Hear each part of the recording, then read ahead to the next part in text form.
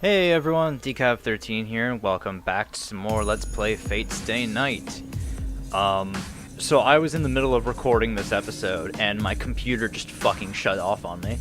Or it didn't shut off, it just completely froze. After like 5 minutes, I still couldn't do anything on it, so I had to shut it down, and as a result I lost the episode entirely. So we're gonna be starting from the beginning. I don't remember how far I got in. I don't think it was terribly far, but I probably won't have much to say until we get back to where we were, so unfortunately, just gonna have to put up with that. Fucking... I'm playing a visual novel, and my computer can't fucking handle it. I hate this. It's terrible. It's a piece of shit.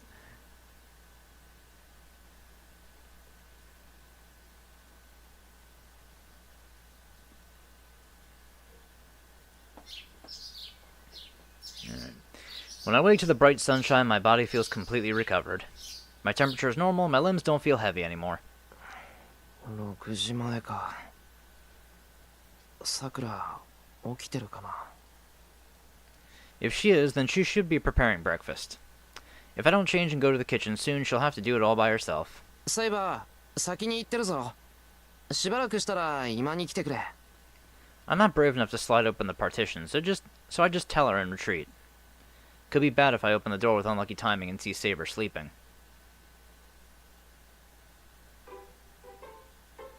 それでね、おじいちゃん倒れちゃってさ。わしが寝込んどるんだから少しは落ち着こうと思わんのかドラ娘なんて言うのよ。失礼しちゃうわよね。それじゃあ私がはぐれ雲みたいに聞こえるじゃない。Fujine pouts, going on about something unfair as she eats. Evidently, she didn't come over last night because her grandfather collapsed. 先輩、はぐれ雲って何ですか？藤姉のこと。ふわふわ浮いてて正体がつかめないやつを指す。I answer instantly. 違う。はぐれ雲は遊び人。日がない一日、何をするでもなく町の人たちを冷やかして面白おかしく暮らす人のことを言うのよ。Sakura and Saber nod in understanding.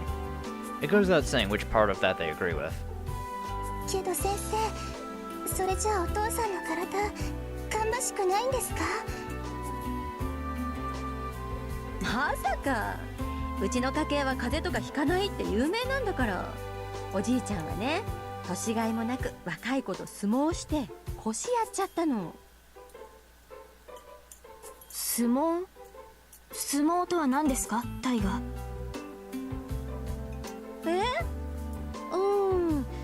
ちょっと言葉で説明するのは難しいな。とにかく押す、引かば押す、押せば押すっていう格闘技よ。武器なしなんだけどげんこつはダメ、蹴るのもダメ。基本的に相手の体とがっしり組み合ってドリャーって地面に叩き伏せれば勝ちなんだ。それは純粋な力比べということでしょうか？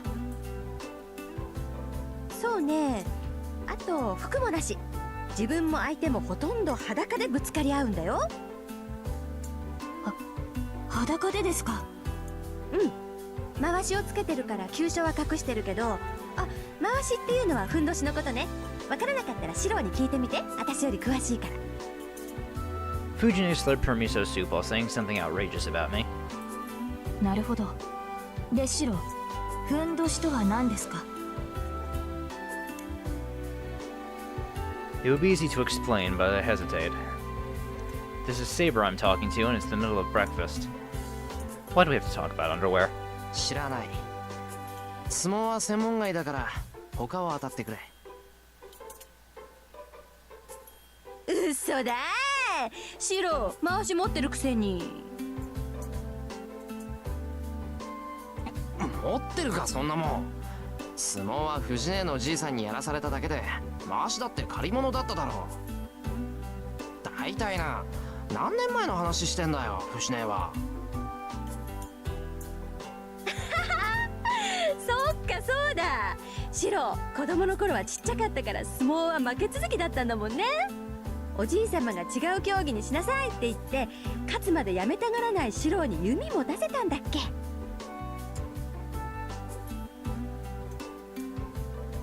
Fujine laughs in delight. I wonder why.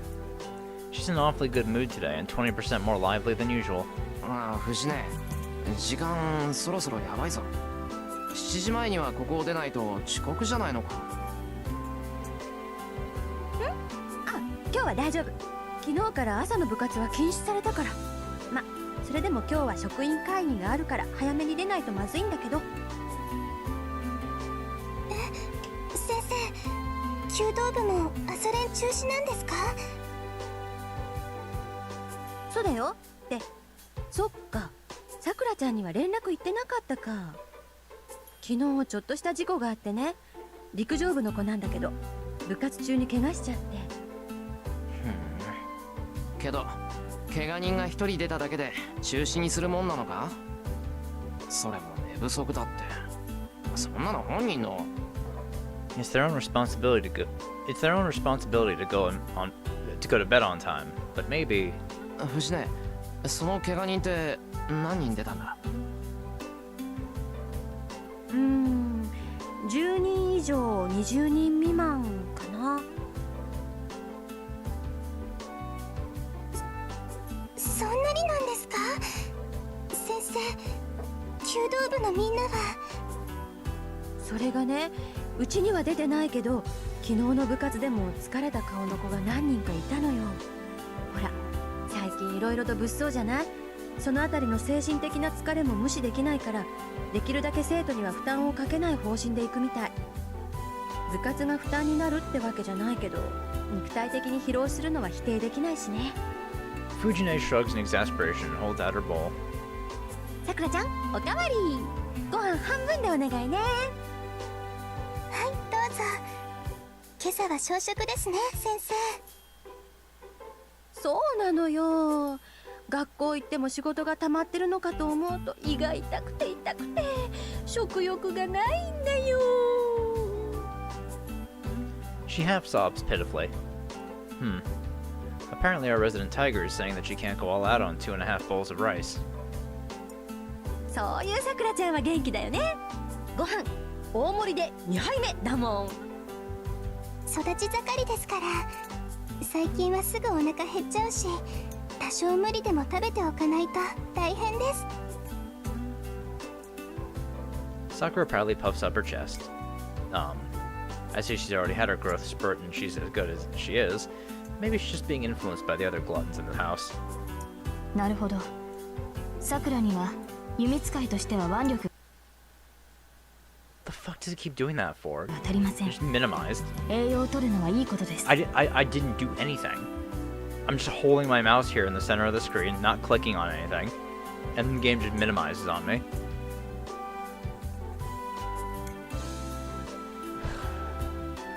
This episode's gonna be pretty fucking scuffed, I can tell. Saber nods with a mouthful of food.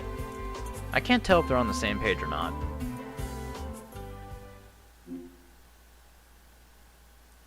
No, we're not skipping scenes because I haven't fucking done these yet. It's past 7. Fujine already left for school and we're cleaning up. Sakura doesn't need to rush today, so we take our time doing the dishes together. Morning cleanup goes by in a flash since we're both helping each other out. I find myself checking on Sakura, but she looks like she's feeling better. It seems like her fever is gone and she's full of energy. 先輩、少しお話があるんですけど、お時間よろしいでしょうか？ She suddenly blurts out a question. Like it's now or never. よろしいよ。時間まだ余裕あるし。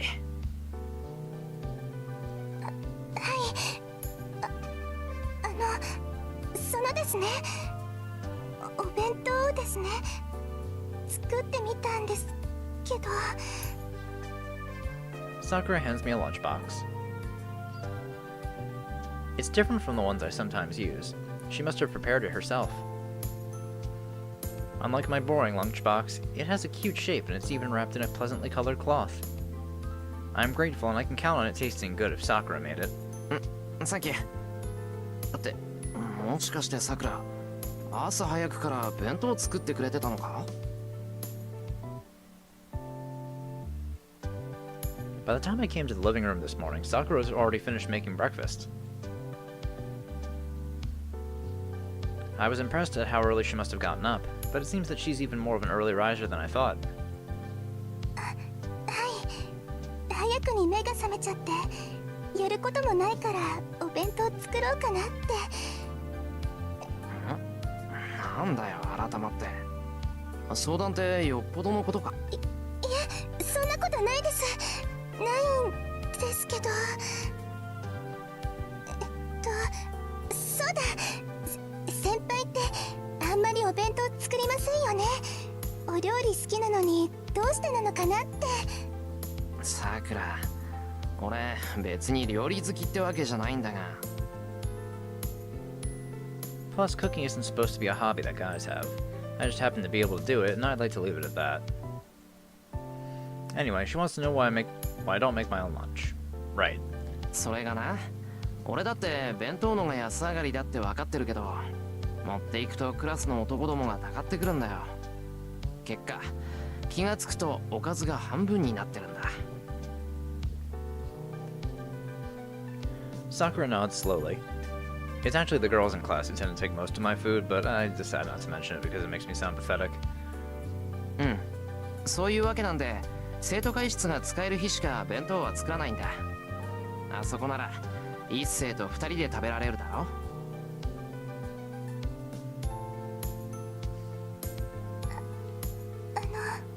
先輩、それなら弓道場で昼食をとるのはどうでしょう。お昼なら道場も空いてますし、お茶も入れられますし、誰もいないから静かだし。 Oh, I never considered that. The archery range is unlocked during daytime, and even club members are unlikely to stop by. Only Mitsuzuri is likely to be around, if at all, and she isn't rude enough to lay hands on another person's lunch.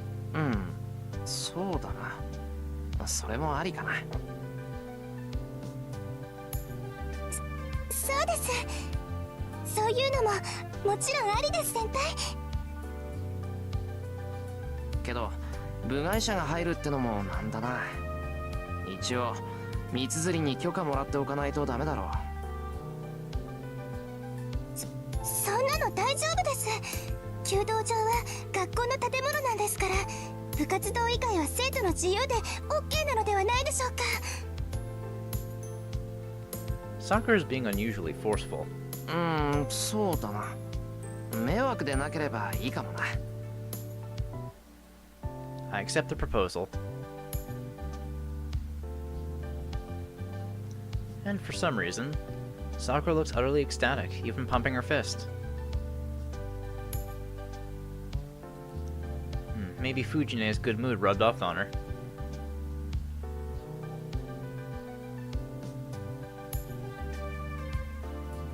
We walk up the hill.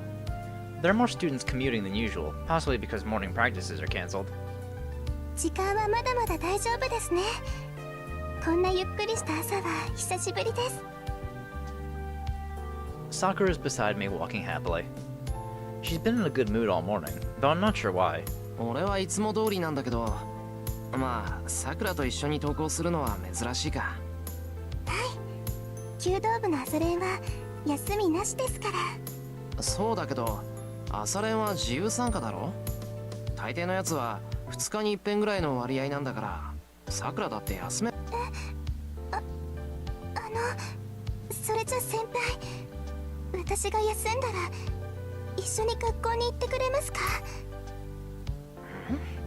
そんなの当たり前だろ。同じところに行くんだから、さくらが嫌がっても一緒になる。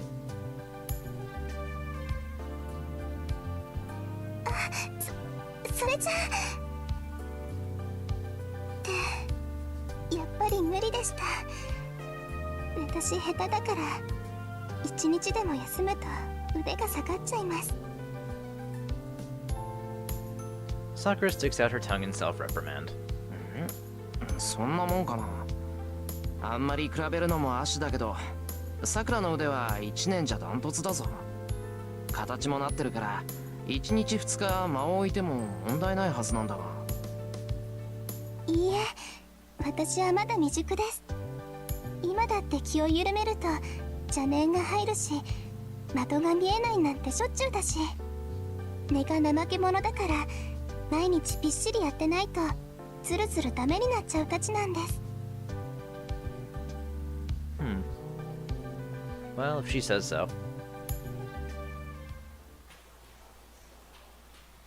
I part ways with Sakura. The second-year classrooms are on the 3rd floor, while Sakura and the other first years are on the 4th floor. それじゃあ先輩、また後で。なあ、授業中居眠りしたりするなよ。人間腹いっぱいだと眠くなるからな。 Fuck, I keep hitting that button. Don't know why. Like I said, this episode's scuffed. それなら心配無用です。もうとっくにお腹8分目になってますから。Sakura goes up the stairs. I wave goodbye and head to my own classroom.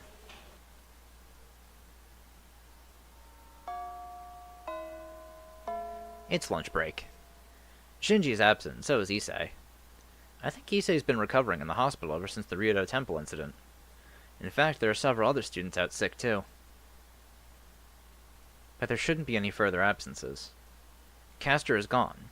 There isn't a servant draining life force from the people of Fuyuki anymore. That should put an end to the mysterious comas that had the city in an uproar. そうだな。キャスターの被害に遭った人たちもすぐに元気になって戻ってくる。 Time to get my head on straight. There are 4 masters left. Tosaka and Ilya aside, I don't know what the other 2 masters are like, so it's too early to relax. And this is where my computer froze. Our yelps of surprise harmonize. Just as I step into the hallway, I suddenly run into Tosaka. ちょっとあって何よ、あって人の顔を見るなり失礼なんじゃない？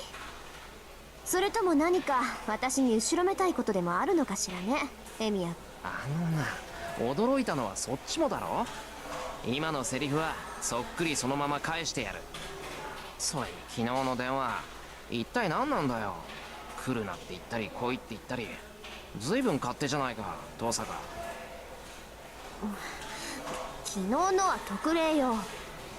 その竜道寺の件を教えたのは私なんだから、エミヤ君に何かあったら困るじゃない。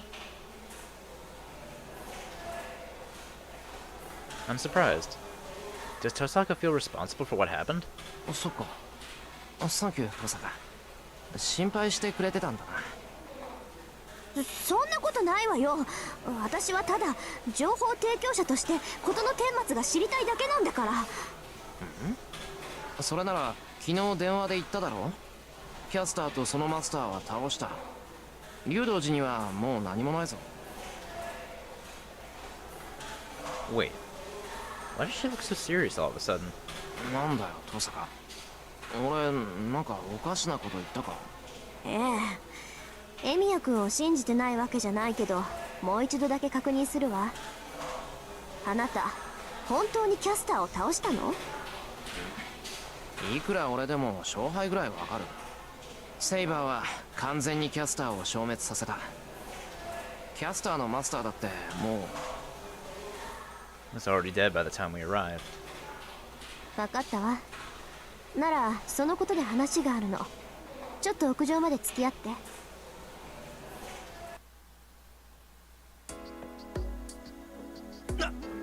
キャスターが消えてない？ Huh. ええ、エミヤ君がキャスターを倒したのが2日前でしょ。なのに昨日も例の昏睡事件は起きた。 That can't be. それも魔力を奪われた人たちは今までより重い衰弱状態にあったわ。そんなバカな。俺たちは確かに。分かってる。あなたが嘘を言うわけないし、勘違いしてるとも思えない。けど実際に私とアーチャーはキャスターらしき影を見たのよ。昨日の夜被害のあった現場に駆けつけた時にね。そうか。じゃあ本当にキャスターは生きていて、まだ街中から魔力を集めてるっていうのか？断言できないけどそういうことね。けど竜道寺の雰囲気が変わったってことだけはわかる。あなたたちはキャスターを倒した。けどキャスターは未だ存在する。今確かなのはそれだけよ。That must be why Tosaka's been acting odd since yesterday. She probably started having doubts about this war. A servant is supposed to disappear when its master is beaten. When a servant is completely defeated, it can't escape death in this world. Both penalties apply to Castor, and yet she somehow still exists. It's a clear fundamental violation of the rules underpinning the Holy Grail War. そうか。で、遠坂はどう思ってるんだ？私？まあ、おかしいって思ってるんだろう。お前が聖杯戦争を降りるとは思えない。けど、今は聖杯の奪い合いより、キャスターのことをはっきりさせたいんじゃないのか。他のマスターとの戦いは後回しにして。エミヤ君の思ってる通りよ。今回の聖杯戦争はどうもきな臭いわ。父さんに聞いていたものとは違う気がするのよね。なんていうか、私たちの知らないところで違うことが行われてる気がするの。Something else, huh? For me, I'm an outsider to this whole business, so I haven't even had the luxury of considering that. But if a bona fide master like Tosaka thinks so, then something must be wrong. じゃあ遠坂はその。ええ、自分で納得がいくまで聖杯戦争のルールには従わない。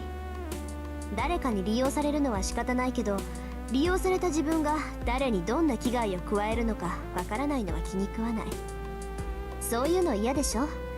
だからはっきりさせるまで他のマスターといがみ合うのはやめるつもり。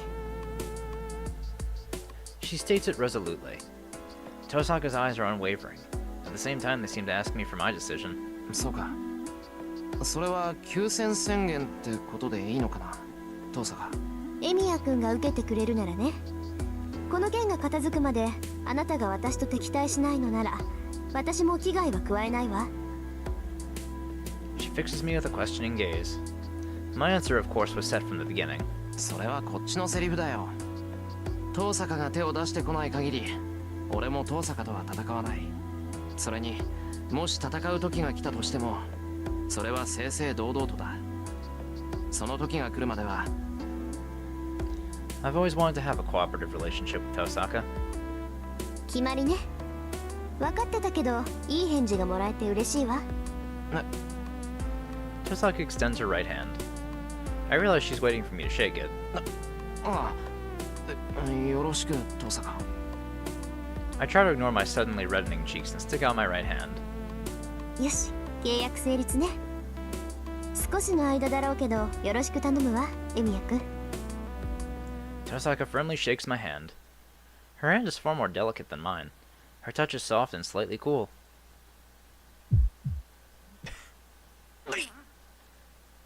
What the hell am I thinking at a time like this? Get a grip, Shiro. どうしたのエミヤ君。急に汗かいたりして。なんか心拍数も上がってるけど。Don't worry about it, Rin. いや、なんでもない。ただの風邪だ。飯食えば治る。飯食えば治るんで、そろそろ昼飯にしよう。I tear my hand away from hers. Unfortunately, that only serves to twist Tosaka's face into a devilish smile. ははー。この前相談された時にもしかしてって思ったけど、やっぱりそうなんだ。慣れてるような印象だけど、本当はそうでもなかったわけね。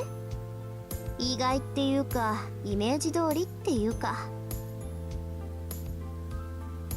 ふーん、ふーん、ふーん。Smirking, Tosaka appraises me from head to toe. なんだよ。言いたいことあんならはっきり言えよな。黙ってるのは良くないんだぞ。別にエミヤ君のことが少し分かっただけだから気にしないで。は、口にするつもりないから怯えなくていいわよ。怯えてなんかない。言いたきゃ勝手に言えばいいだろう。あら、言っていいの？ She snickers. How can such an evil smile exist? 何？小さくて聞こえないんだけど。すまん。口にしないでくれ。言われたらひどくショックを受けそうだ。特にお前の口から聞かされると2倍や3倍じゃ済まない気がする。そうなら黙ってあげてもいいけど。 Tosaka smiles triumphantly. I take a second to recover my composure. エミヤくん、好きな子のリコーダーが気になるタイプでしょ。って言ってんじゃねえかこの悪魔。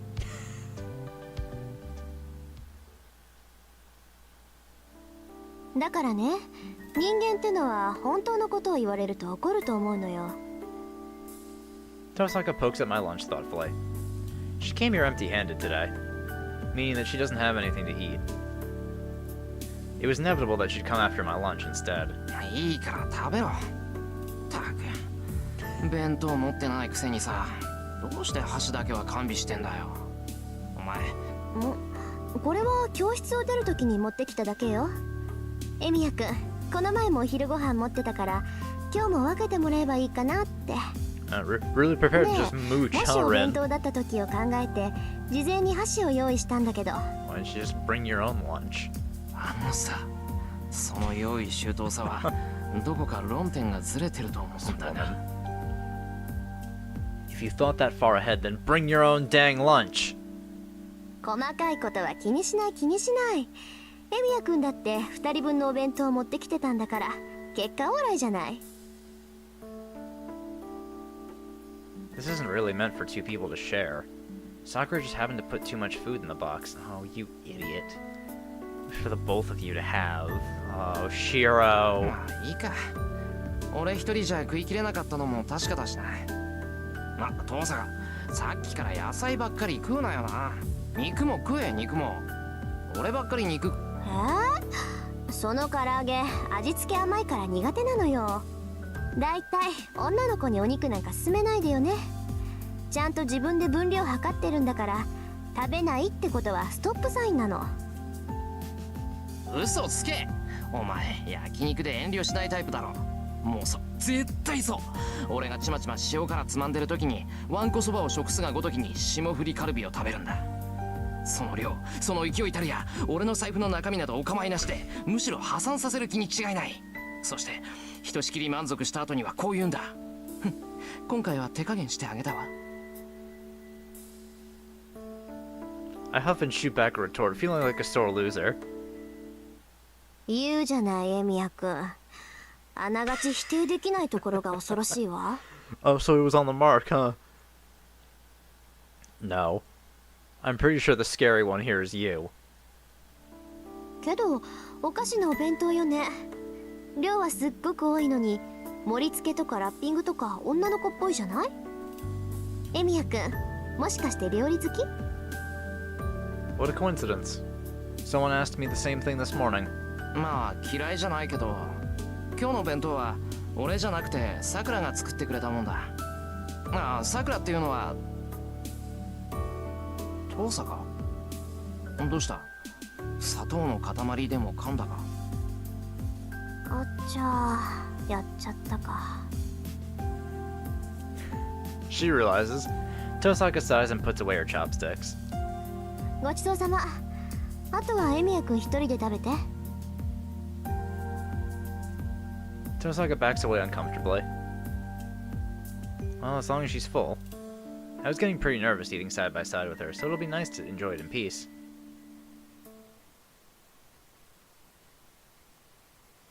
I'm on my way back to class. Fifth period starts in a few minutes. The hall leading back to my classroom is crammed with students. On the other hand, the stairs are quiet. There aren't many students who visit other years' floors during lunch, so people use the stairs only occasionally. On the way back down, I run into Sakura. As soon as she sees me, she looks away awkwardly. Wonder why. Gee, I wonder why, Shiro.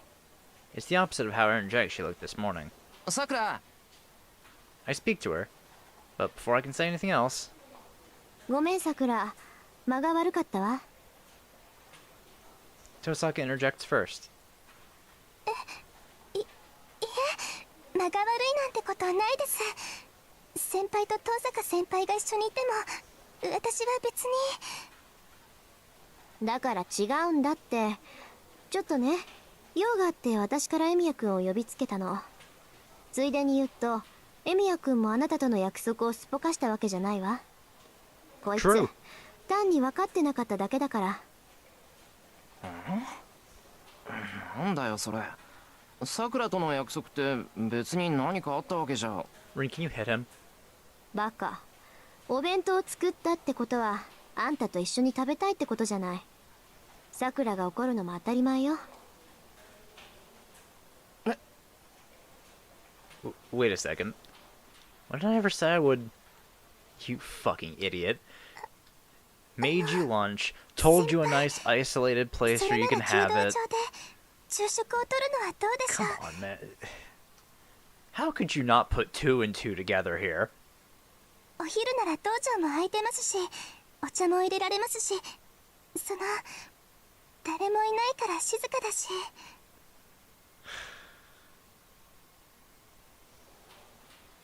And then I noticed that Sakura hasn't unwrapped her lunch yet. Oh, right. The hell am I saying? Of course Tosaka would call me stupid. ごめんさくら、俺間抜けにも程がある。いえ、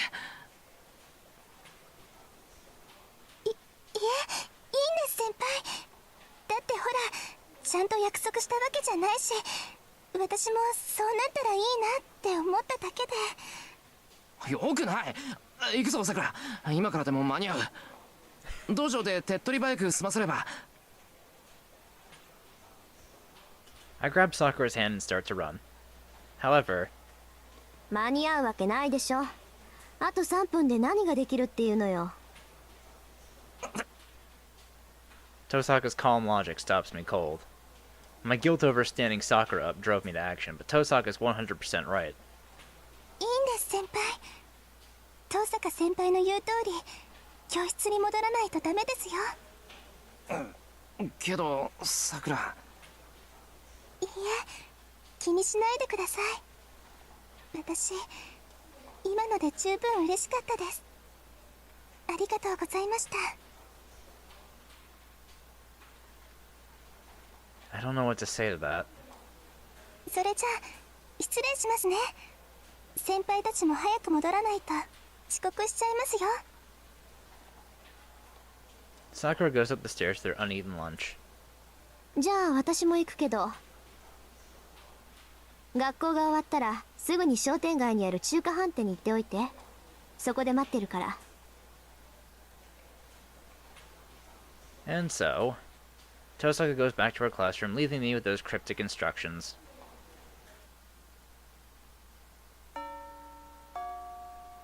Fifth period ends and the classroom quickly empties. It's still before 2 p.m. 気は進まないけど、遠坂に言われたしな。 I don't have anything left to do on campus, so I go for broke and head to the shopping district.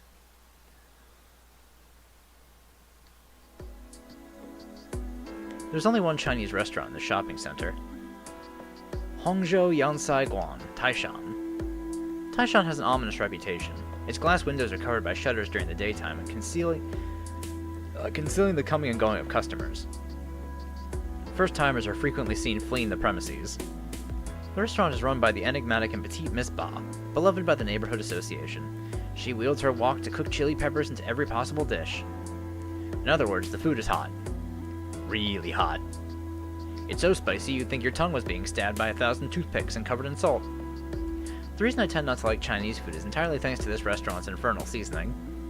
Also, I can't get over the owner's over-the-top accent. Now, I'm about to enter this pit of hell. If the owner sees me, a menu will appear in my hands before I can blink. If it comes to that, I'm screwed. I'd better order some sweet and sour appetizers right away and avoid mortal danger. I haven't been able to bring myself to return ever since I experienced their char siu and twice-cooked pork. Don't even get me started on the mapo tofu. That's truly hell on earth. My tongue would melt. It's the kind of suffering that's like having your tongue cut off by King Enma. Maybe the restaurant's name alludes to the spiritual trial it takes to eat here. I check the time and see that it's just about 2:30. She told me to come straight here after school, so I cannot waste any more time. よし、行くぞ。 Feels weird to work up my courage to walk into a restaurant, but that's the kind of place this is. I don't know what the plan is, but I bet even Tosaka is regretting her choice of meeting spot right now. Inside, I come face to face with...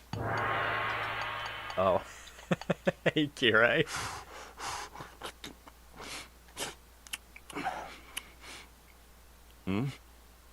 来たかエミヤ。時間があったのでな。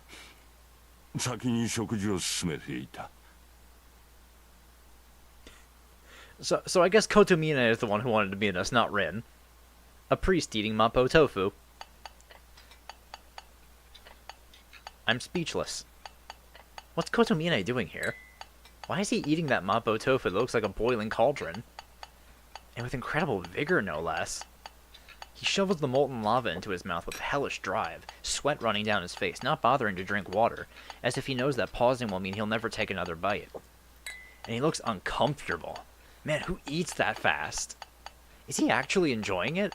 The red oil and peppers look like they've been stewing in hell for over 100 years. Is it that delicious to him? If the answer is yes, that's messed up. I mean, Kotomine, as well as this restaurant. There's definitely an insane amount of spice in there. The only way I can describe it.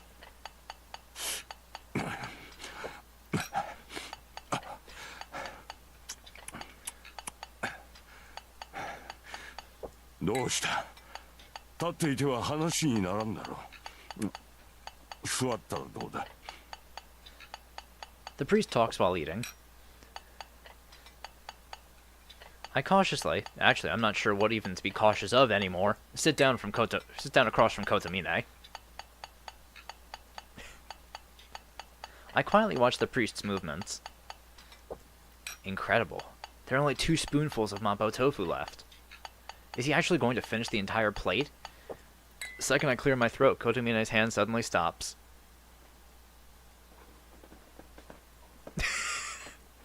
Our eyes meet. Kotomine fixes me with this typically oppressive gaze and asks,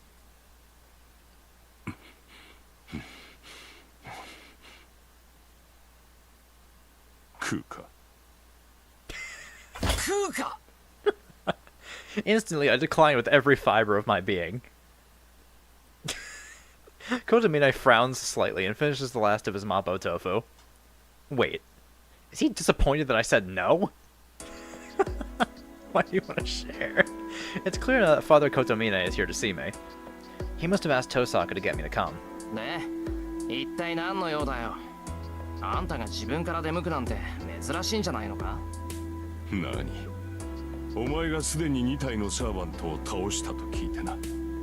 大したものだとねぎらいに来たのだ。Is that really something you're supposed to do? He's one to talk. Even if he really meant it, he could have picked a different venue. そうかよ。悪いが、そういうのは気持ちだけで結構だ。別にあんたのために戦ってるわけじゃない。褒められる言われはない。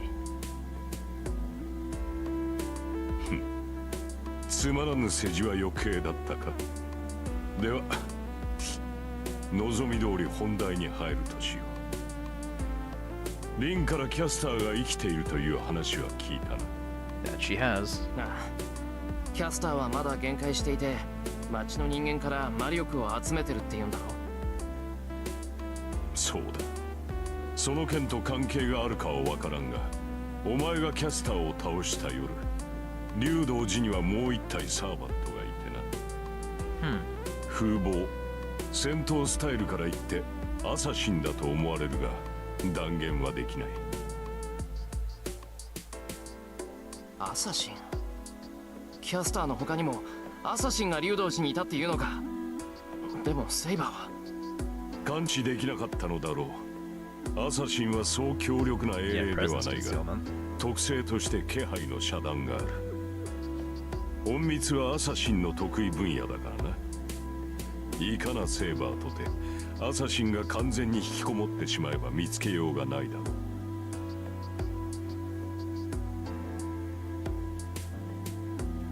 So it was the night we beat Castor, too. Was it lurking nearby, waiting for a chance to take me out as soon as I let down my guard after killing Castor? それは分かった。けど、なんだって俺にそんなことを教えるんだ。一人のマスターに肩入れはしないんじゃないのか？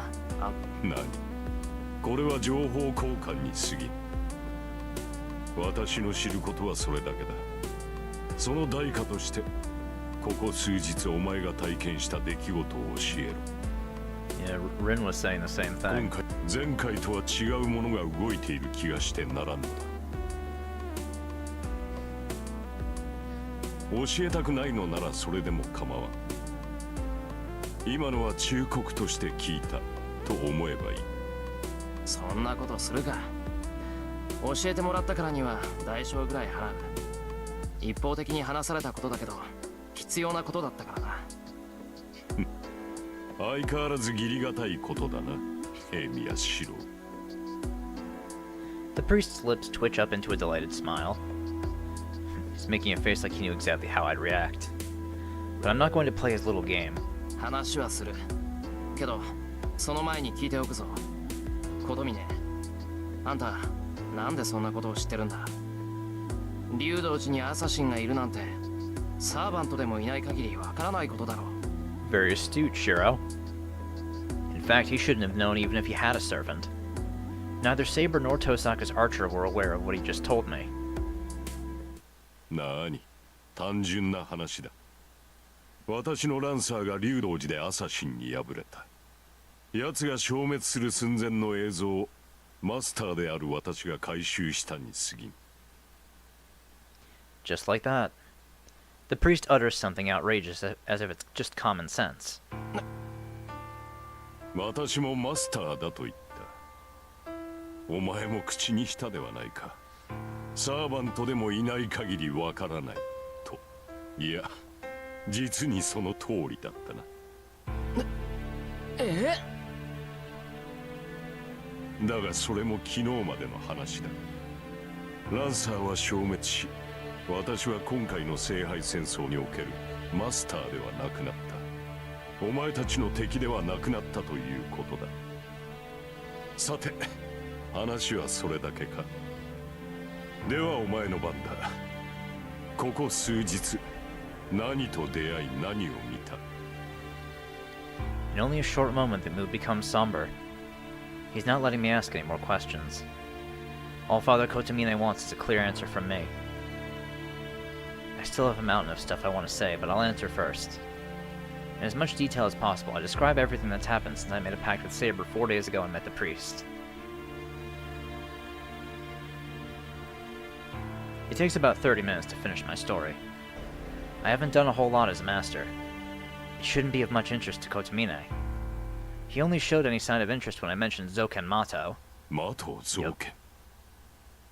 とうに老衰したかと思っていたが、未だに現役とはな。人の血をすする妖怪というのは本当だったか。あのじいさんが人の血をすする妖怪。そうだ。マトウの魔術は九州でな。6代前の魔術師であったマトウ造剣は際立った無質界だったと聞く。 He can't mean literally using insects as familiars, right? So if there's other magecraft that controls insects... 待ってくれ、虫使いってその虫を媒体にして毒を使うやつのことか。何百匹もの毒虫を壺に入れて最後まで生き残った虫で呪いを打つっていう。いや、孤独の類ではない。もとより呪詛はマキリの専門外だ。彼らが行う魔術は必ず自らの肉体に成果が返るもの。呪いなど行っては相手と共倒れになるだろう。じゃあ読んで字のごとく虫を使い魔にしてるってことか。なあ、魔頭造剣は他人の血を吸うだけの妖怪だ。人の血を吸うことで若さを保ち、肉体を変貌させ、数百年を生き抜いたというが、さて。That's why he always smells like rotting flesh, huh? リンの父親の話ではすでに死にたい。白日のもとには出られないということだ。Right, because the only times we ever saw him outside was at night. 日の下に出られない。そういえば会った時はどっちも夜だったけど。He drinks blood to extend his life, and he can't go outside during the day. That makes him sound completely like... 琴峰、魔頭造剣は吸血鬼なのか。あれは吸血鬼というよりは吸血虫だよ。性質も性格も陰湿なナメクジだ。Kotomina's tone is clipped. He must really despise the old man. 数百年も生きてるって言ったな。じゃああのじいさんもマスターだったことがあるのか？いや、魔頭造剣がマスターだったことはない。奴は魔頭家の相談役のようなものだが、何分数百年と生きた妖怪だ。何か私たちが知らない方法でマスターになるという策を凝らしたのかもしれん。じゃあマスターのいなくなったキャスターと契約しているのはもしかして。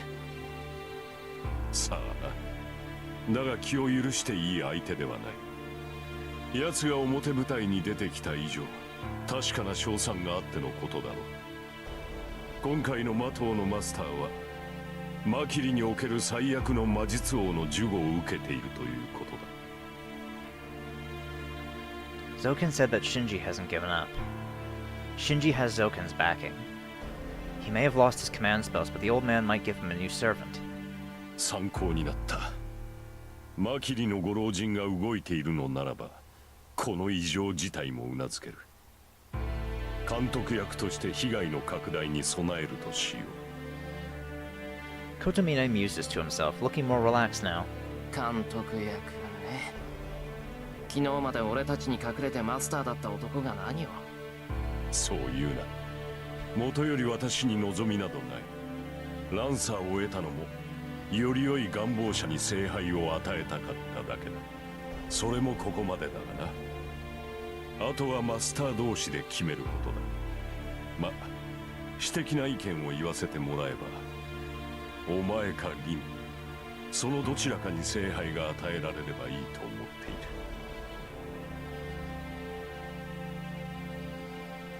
I find myself frowning. The priest sounds sincere.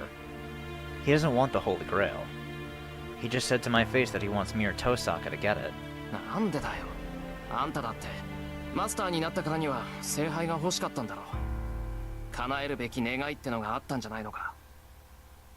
そうだな。望みはないが目的はあった。だがそれは聖杯で叶えるべきことではない。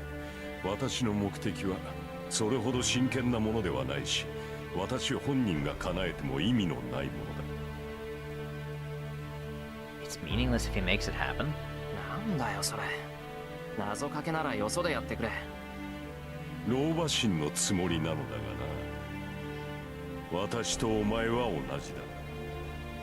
明確な望みがない者同士、救いなど求めてはいない。故に少しでも早く気がつけば楽になれると思ったのだが。I feel my heart jump in my chest.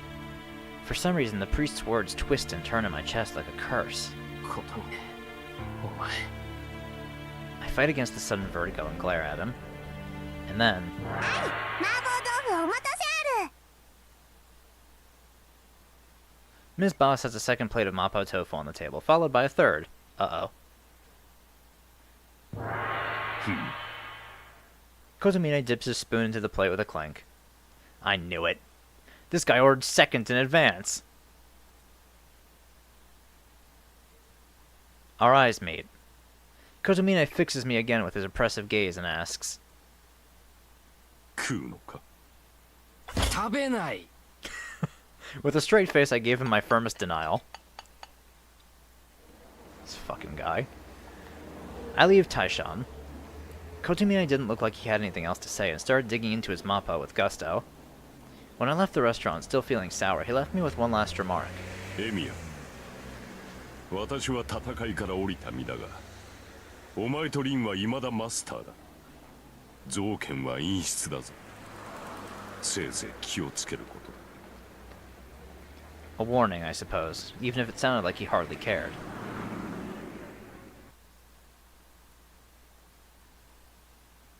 Oh, interlude.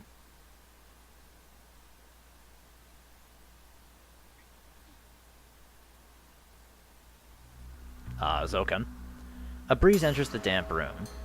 Two sets of footsteps come from the open door. One is a hurried stomping, while the other sounds like it's being pulled along. ほら、もう準備はできている。 Shinji. There's a thud. The noise echoes through the dark, hidden room. Shinji Mato pushes the other person he roughly dragged into the room. Oh, is that Sakura? Something's slithering and squirming on the floor. Shinji Mato knows what they are. They're the mysterious vile creatures that his grandfather Zoken Mato has been breeding. Shinji pushes someone into the room full of them. ほら、嫌なことは早く済まそう。 He speaks from atop the stairs. The chamber is full of the creature's musk.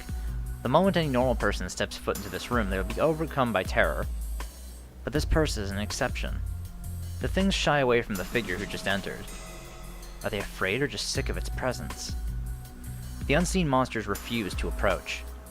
They writhe and tremble in a perimeter around the figure. 新しい本を作ってくれよ。まだ2個残ってるはずだ。 Oh. The presence reacts to Shinji's voice. It creaks and scratches. The darkness billows and rolls as if eager to carry out that order. 言う通りにすればすぐ帰っていいからさ。お前だってそうしたいんだろ？ There's no answer. Only the ear-grating chittering of bugs fills the room. いいかい？あいつとはいずれ戦うしかないんだ。これ以上わがままを言っていると。 Then you're the one who'll have to fight him, Shinji finishes. The figure trembles. It can't do that. The old man whom Shinji calls his teacher won't allow it. But the figure knows that Shinji doesn't always follow his teacher's directions. Right now he's filled with hatred for Shiro Emiya. His mind has long since lost any patience for rejection. The old man is keeping him away from the conflict for his own safety, but to Shinji it's an unacceptable humiliation. After a long silence, a change occurs in the room. Another figure appears in a flash of light. The creature's presence is driven from the room by her appearance. Even these vermin of low intelligence know to fear her enormous, monstrous aura. そうそう。あとは全部僕に任せればいいんだ。 Her body is slender and supple, her hair long enough to reach the floor. So, Rider's back in action now. Clad in a single black garment, she is the servant Rider. 今一度聞きましょう。シンジ、私を刺激するのは自らの身を守るためだけですね。 In the depths of the chamber, gazing up from the bottom of the pen, the dark servant inquires. ああ、何かと物騒だからさ。頼りになる護衛が欲しかったんだ。 Shinji, a master once again, fails to contain his delight. He's so ecstatic that he blurts out an answer which can only be a lie. Great, Shinji's got Rider again. That's fucking great. So basically it's like nothing happened except Lancer's dead. Cool. By the time I leave the Chinese restaurant, it's nearly 4 p.m. I don't have any shopping to do, so I can just go home.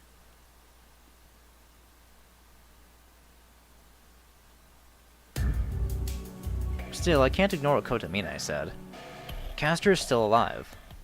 Accordingly, people are still falling into comas. And on top of that...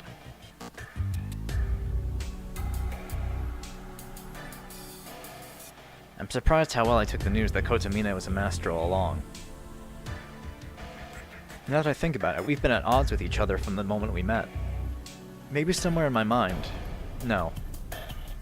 On an even more primal level, I sensed that we would clash with each other.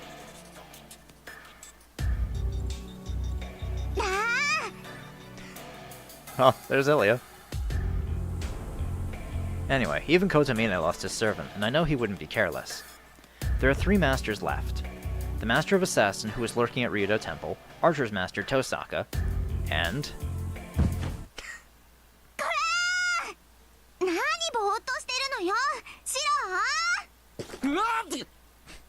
Berserker's Master, the little girl in front of me. なんだよいきなり飛びかかってきてびっくりするだろ Dude, she's been calling out to you from the shopping district. 何よ、いきなりじゃないもん。さっきからずーっと呼んでるのに Bro's シ too ロが lost 気 in づかな thought. かっただけじゃない。 Oh. I did notice something ringing in my ears for a while. その、もしかして商店街からずっとか。そうだよ。シロ、難しい顔して歩いてるんだもん。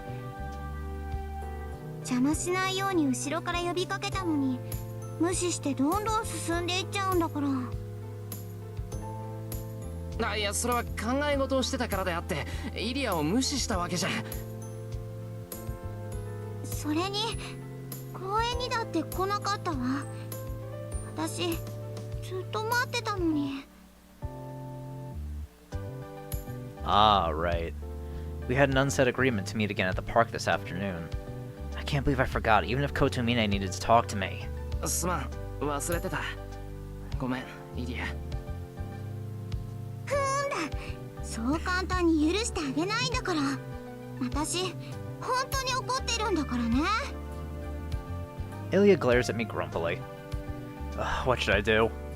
I missed our appointment and made her wait. Of course she'd be upset. She won't forgive me unless I show her how sincerely sorry I am. So I'll... You know what, let's invite her over as a guest. Oh, I know. She might be feeling down because I made her wait, but I still have a chance to cheer her up. イリア、提案がある。何を？簡単な言葉じゃ聞かないわよ。だから言葉じゃなくて態度で謝罪する。イリア、今からうちに来ないか。それなら温かいお茶とお菓子をご馳走できるんだけど。うちってシロのうち？他にないだろ。今なら誰もいな。いや、セイバーはいるけど絶対にイリアを襲わせない。公園じゃなくてさ、たまにはゆっくりお茶飲むのもいいんじゃないか。うん、確かにちょっといいかもしれない。けどシロのうちにお邪魔していいのかな、私。いいも悪いもない。それにほら、この前はイリアの城を見せてもらったし、今度はこっちの番だって言っただろ。うん、そうだね。そう言った。 Ilya mutters as if persuading herself. Then she looks at me again. 私、シロのうちに行っていいのかな。私はシロとキリツグを殺しに来たのよ。その私がシロのうちに上がっていいの？ She asks me in an emotionless voice. I can't possibly know the significance of her words. This Einsburn girl came here to kill my old man. It's the reason she's been after my life, too. I've known that for a while now. Kiritsugu betrayed the Einsburns. Then he threw everything away to live out his days in this town. Until I became a master, I had no inkling of the sacrifices he made. I doubt Ilya can forgive Kiritsugu, and she probably sincerely means to kill me.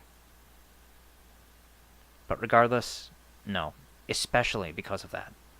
I think I should invite this girl to the Emiya house. 今はマスターも何も関係ない。俺はイリアに遊びに来てほしいだけだ。I give Ilya a straight answer. She stops breathing for a second, looking shocked.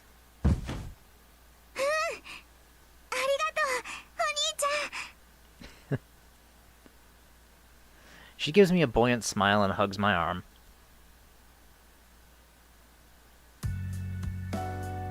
よし、ちょっとだけ待っててくれ、イリア。セイバーに話をつけてくれ。I roll up my sleeves and stare at the front door. いってらっしゃい、シロ。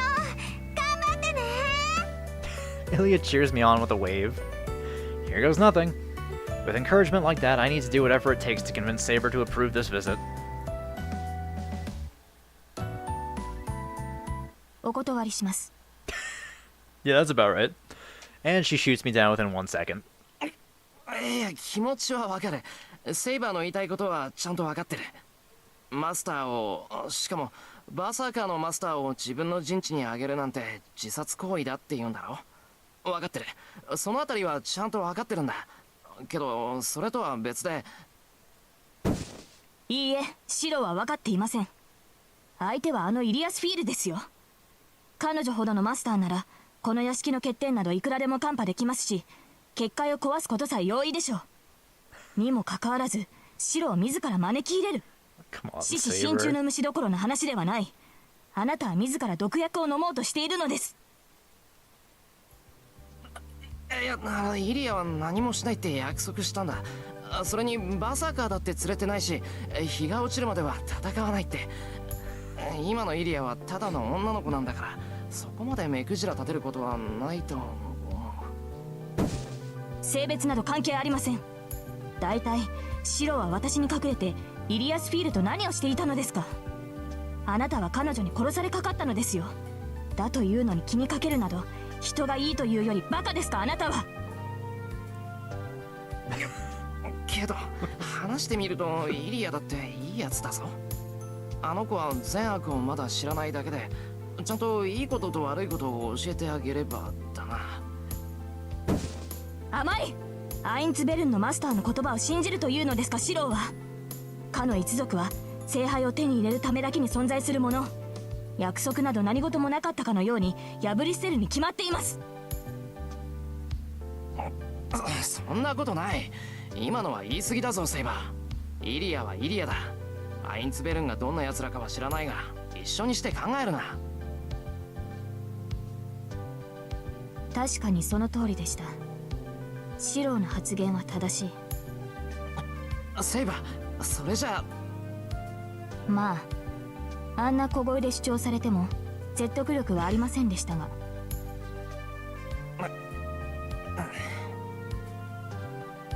It's because of how angry she was. Is that so wrong of me? いいです。わかりました。今のままではレイジを使われかねませんから。シローが信じたイリアスフィールを私も信じるとしましょう。セイバー。ですが私は会いませんからね。イリアスフィールと対峙して私が冷静でいられるとは限りませんし、イリアスフィールとて私を前にしては身構えるでしょう。なあ、そうだな。けどそれじゃあセイバーはどうするんだ。以前使っていた客まで待機しています。万が一の時は駆けつけますから、心配なさらずに。すまない、セイバー。でもこれは分かっています。あなたにキリツグと聖杯戦争の関係を話したのは私だ。ならばこうなることも覚悟しておくべきだったのです。Saber sighs and goes off to the guest room. That makes sense. Saber was Kiritsugu's servant last time. I wouldn't be surprised if she realized Ilia's relationship to Kiritsugu. お邪魔します。ってここがシローのお家なんだ。 Ilia enters the house timidly, despite her spirited greeting. じゃあまずお茶にしよう。今に案内するからついてきてくれ。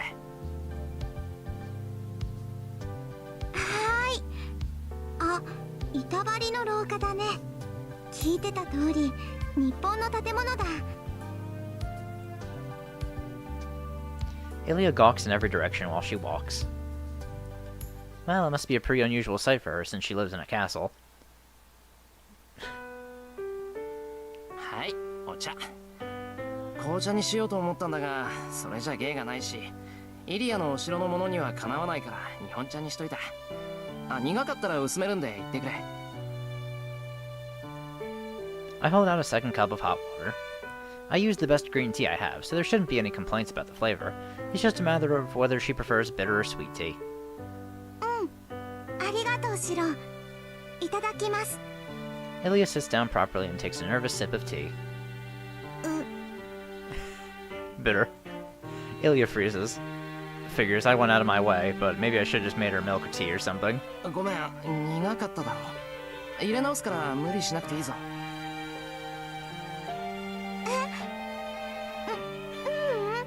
そんなことないよ。結構なお手前でした。 Ilya bows and compliments me in the traditional manner. I wonder whether she learned how to do that. Then, little by little, she starts sipping the tea. I won't stop her if that's what she wants. Along with the tea, I present a collection of well-regarded Japanese sweets that we always have with tea.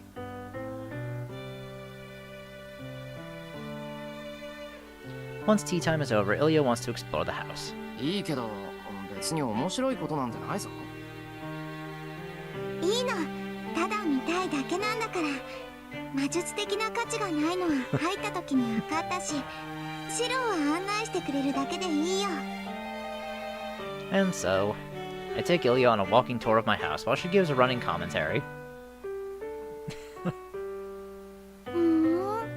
思ったより狭いんだね。回廊のくせに片っぽはガラスだし、これじゃあ襲われた時に困るよ。 For instance. これがシロの部屋？嘘よ、こんなとこに人なんて住めないんだから。 For instance. ここが庭？日本の魔術師は大変ね。こんな猫の額ぐらいのガーデンじゃ何も育てられないじゃない。 For instance. 知ってる。ここ道場って言うんでしょ。おじいさまが言ってたもの。連中は裸足で切り合う野蛮人だって。 For instance. いや、物置の中なんて見たくない。そういうところは使用人に任せておけばいいんだから。 For instance.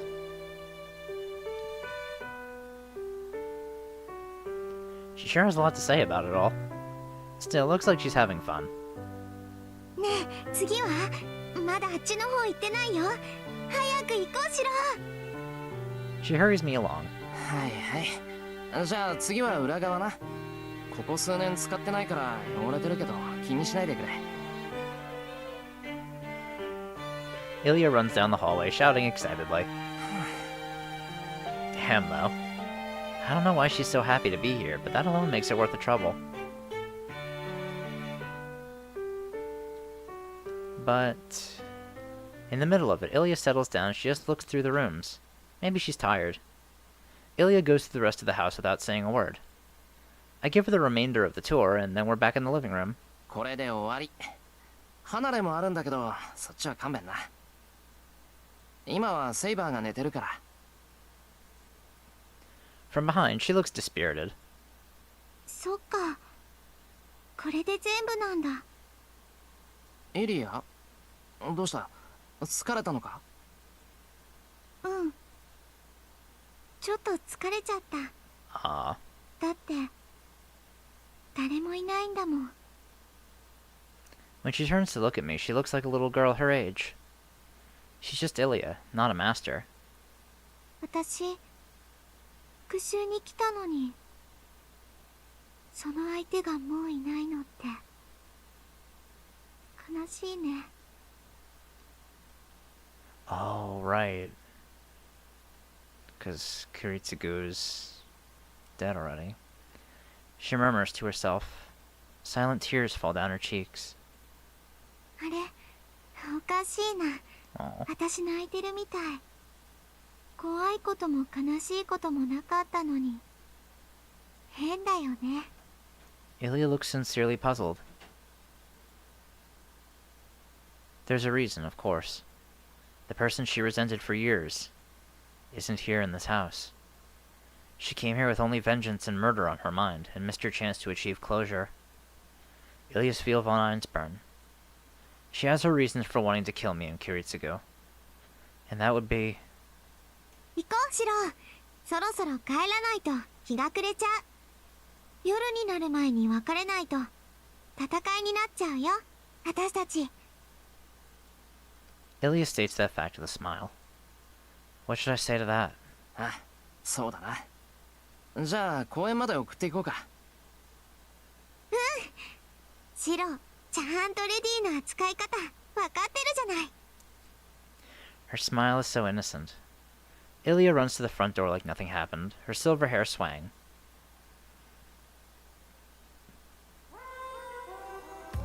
And that's the third time I said farewell to her. My footsteps feel heavy on the way home. I take my time as I'm walking through the familiar town streets for the first time. I have a lot to think about, and I've been made to realize how important Ilya is to me. おやし、俺はイリアを。Fight each other as masters? Or should I convince Ilya to quit this war? とりわけマキリとアインツベルンの執念は深い。奴らの祈願は500年と1000年だ。That's what Kotomine said. Is there a way to pull Ilya away from people who have been after the Holy Grail for such a long time? No, before even that. Right now, I don't know how to set her free from her desire for vengeance. I return to the Emiya house. The sunset bathes the town in twilight. よし、気を取り直していかないと。I clap my cheeks to clear my mind. I have to deal with Ilya and Shinji eventually, but top priority now is stopping Castor from attacking any more people. I won't let the tragedy of 10 years ago repeat itself. That's why I decided to be a master and fight with Saber.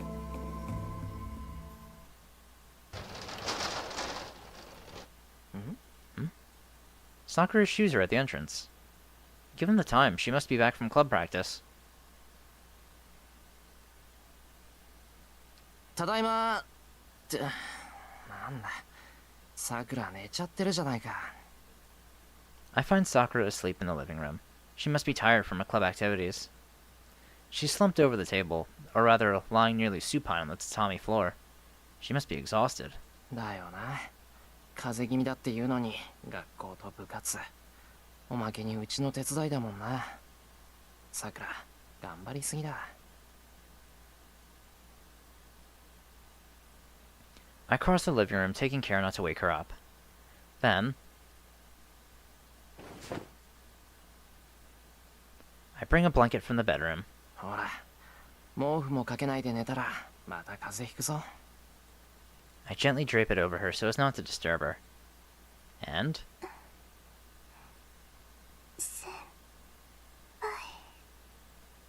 Sakura looks up dreamily at me, as if she isn't quite here. Something's different about her. It's like she isn't the Sakura I know, who laughs and helps me in the kitchen while wearing an apron. There's almost something erotic about her that I've never seen. さくら、毛布持ってきたけど。I make excuses, failing utterly to hide how bothered I am. Suddenly, something white coils smoothly around my neck. She's close enough to me that I can feel her breathing. Her fingers caress my neck and her feminine body fills my vision, meeting no resistance.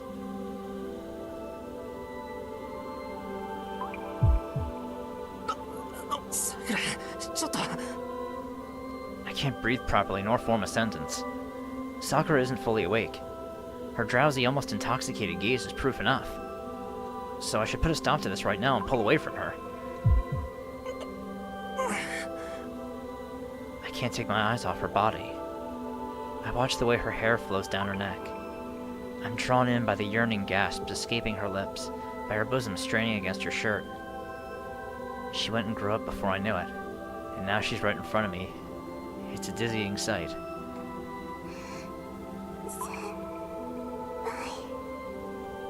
The hands around my neck grow a little firmer. Her face draws close. My will to resist slips away, captivated by those charming lips. My rational mind skids to a halt. Everything I forbid myself from thinking or noticing, all that boring, useless common sense crumbles away. Sakura. My heart pounds a thunderous rhythm. The beat is so palpable it's almost painful. I can't think anymore. I'll just...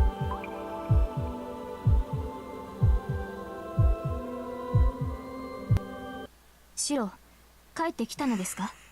Jesus Christ, Saber. I leap into the air. With speed and agility unlike anything I've ever achieved before, I stick the landing on the table. 素晴らしい動きです。しかしシロ、テーブルの上に乗るのはどうかと思うのですが。そうだな、ちょっと気が動転してた。 I sheepishly get down from the table. As for Sakura, the arms she had around me are splayed out on the floor and she's fast asleep again. シロ、顔が真っ赤ですが何かあったのですか？視線も落ち着かないようですし、気にかかることでも。別に何でもない。それより道場に場所を変えよう。さくらを寝かせといてやりたいし、 Need to work out all the spare energy, right? いい心がけです、シロ。昨日の休息で私の体調も万全ですし、今夜の戦いに備えるとしましょうか。Saber goes off to the dojo without questioning my suspicious behavior. Anyway, I'm safe for now. Saber may not have noticed, but I'm glad that the situation didn't go on any further, because I couldn't have resisted on my own. That is, if I laid a hand on Sakura while she was half asleep, the guilt would drive me to kill myself right here. Seriously.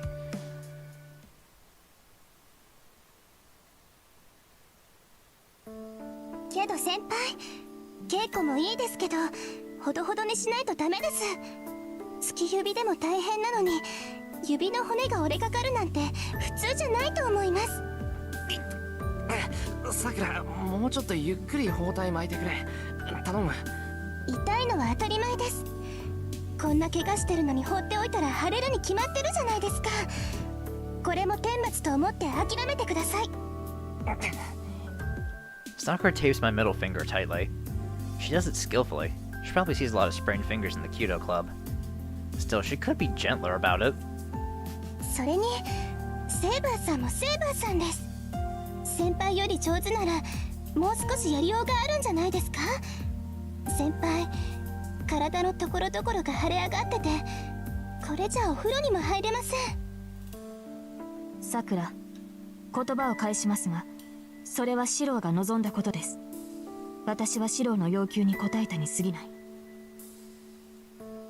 それに今夜の怪我はシローにも責任がある。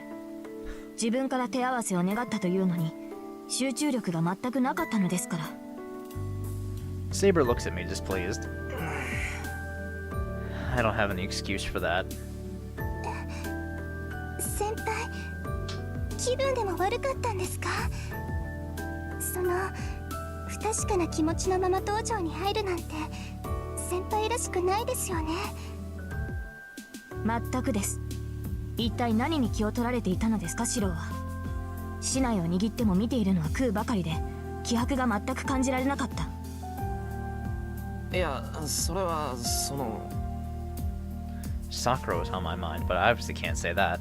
The memory alone is enough to speed up my heart. 先輩、まだ痛いところがあるんですか。 Worried, Sakura leans in slightly. いや、もう大丈夫だ。食いすぎで胃がもたれただけだから、お茶でも入れてくれれば助かる。 I sputter and back away from Sakura. そうですね。それじゃあ食後のお茶入れてきます。 Sakura stands up to go to the kitchen counter. That almost gave me a heart attack. The sight of her sleeping in the living room is still burned into my memory, so having her come so close makes me feel really self-conscious. セイバーさん、お茶でいいですか。はい、ぬるめでお願いします。 Sakura briskly makes us tea. I should be used to seeing her from behind, but for some reason it feels so fresh.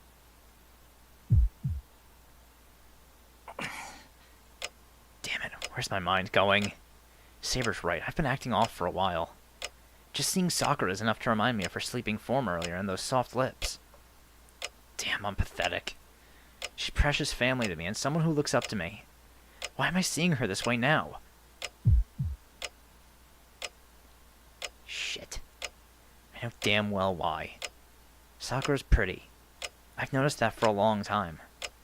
But even knowing that, I've tried to interact with her and her alone as her senpai. I like Sakura. Before I knew it, I started taking her presence for granted. It gave me comfort. Not in a romantic sense, mind you. I've never wanted to be physically intimate with her. I know she's a girl, but I wasn't conscious of her as a member of the opposite sex. Except, it isn't because I don't think she is. But rather, I was just trying not to see her that way. 先輩どうぞお茶入りました。ああ、サンキュー、さくら。どういたしまして。先輩も夕食ご苦労様でした。Sakura smiles happily. Just that is enough to cheer me up. Seems like she really enjoyed the pork meatballs or the grilled vegetables that I made for dinner. Sakura sets down Saber's cup of tea, then returns to her seat at the table. Saber accepts the green tea, looking content to have tea after dinner. いただきます。しかしタイガはどうしたのでしょうね。ここのところ彼女の姿はあまり見ませんが。なあ、藤姉ならさっき連絡があって今夜は来れないって。Probably 詳 checking し out く with は the 聞 people け that なかった passed け out. ど病院を回るとかなんとか言ってた。そうですか。タイガは四郎のくせに詳しいですからもう少し話が聞きたかったのですが仕方ありません。四郎の強化は次の機会にするとしましょう。もしかして昨日と今日の稽古はまだ序の口だったのかな。当然です。今までの鍛錬は単に今の四郎ができることを体で知ってもらっただけですから。四郎の特性を生かした生存方法を考慮するのはこれからです。そうか、ハードっぽいなそれ。厳しいというのであれば厳しいですが、そもそも今までの鍛錬は準備運動に過ぎません。 Great. うわ。 Really? I don't know whether or not to be grateful to Fujine for not coming over tonight. 何ですか今のため息は。シロ、これはあなたのためになることであって。さくら。 Saber looks at Sakura. I follow her gaze. Oh no. Sakura's breathing is labored. さくら。 I rush over and grab her by the shoulders. 先輩何でしょうか。バカ、なんでしょうかじゃないだろう。お前また俺たちに黙って無理よ。 Actually, she isn't. Sakura's shoulders aren't warm and she doesn't look tired. She just stares up at me, confused.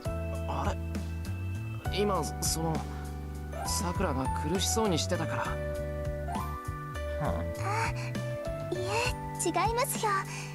私ちょっと寝ちゃってただけです。 She chuckles sheepishly. 動かすな。昨日の今日なんだ。風がぶり返したと思っただろ。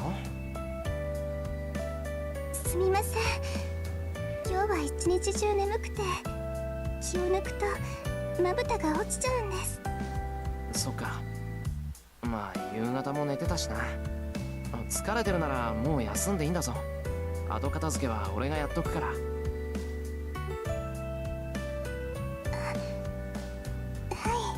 そうですね。それじゃあお言葉に甘えて先に失礼させてもらいます。 Sakura gives me a slight bow of thanks and leaves the room.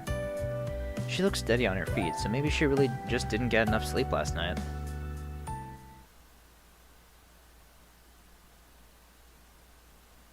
The moon wanes. A strong wind brings clouds that cover its pale brilliance.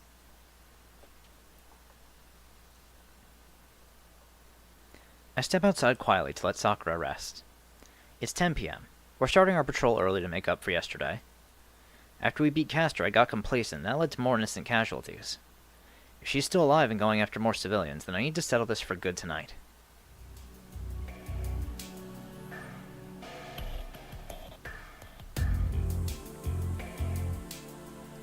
We go down the hill and arrive at the intersection. The question is where to go from here. シロ、サーバントの気配です。 Oh. それ近いのかセイバー。距離的には問題ありません。四郎の足を考慮しても全力で追跡すれば5分ほどで追いつけます。マスター、指示を。Saber's asking me whether we should pursue or observe the enemy. I don't even need to think about it. 行くぞ。先導してくれ、セイバー。Saber starts running. Looks like she's headed east toward the big bridge connecting Miyama and Shinto.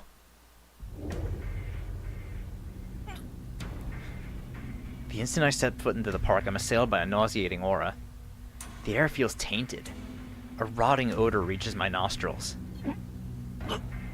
Just being here is enough to turn my stomach. Light dizziness and a discomfort in my throat tears at my consciousness. シロ、あれを。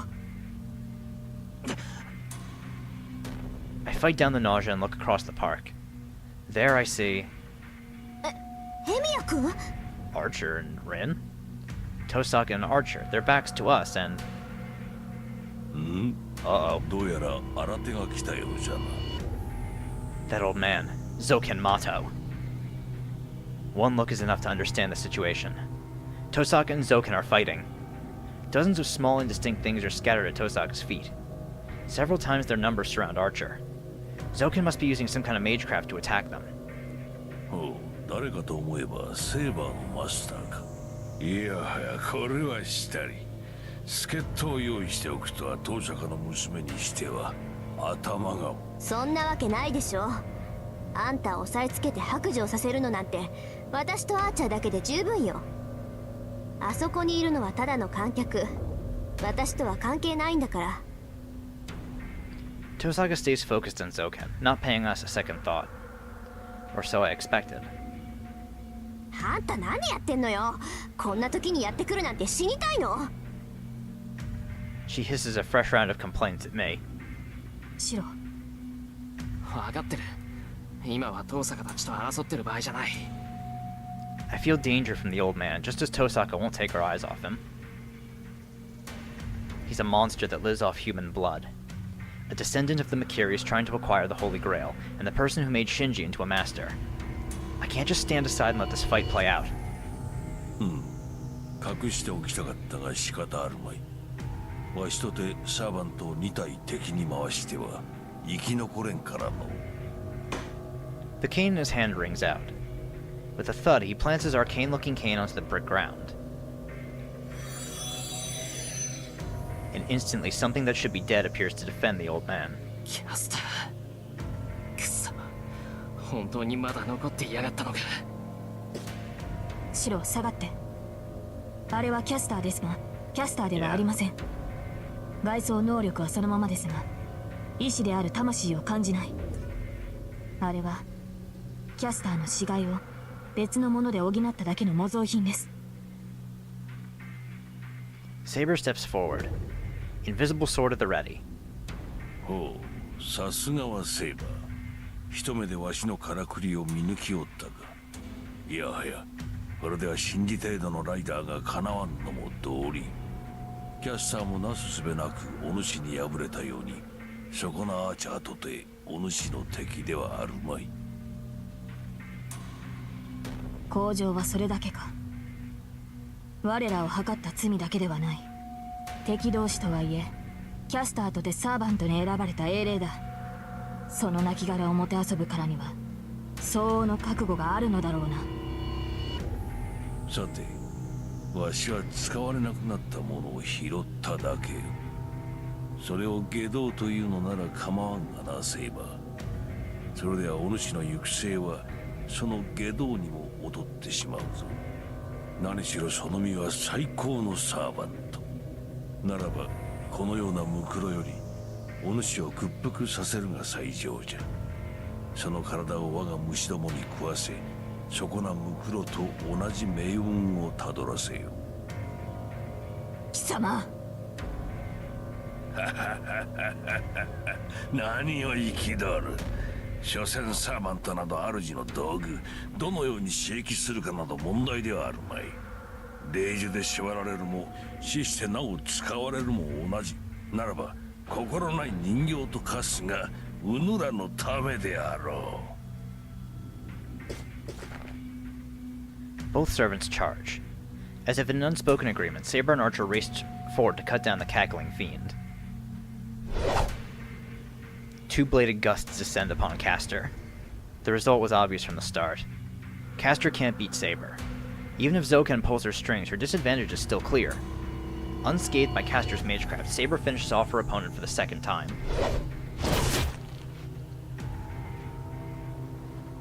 The dead servant's husk collapses. Saber stands over Castor's remains, observing her final moments. She makes absolutely certain that Castor is gone, back from whence she came, so that her corpse will never be misused by a mortal mage. Acha! That's Tosaka's voice. I turn to see that Zoken has disappeared. He must have sacrificed Castor as a distraction to aid his escape. But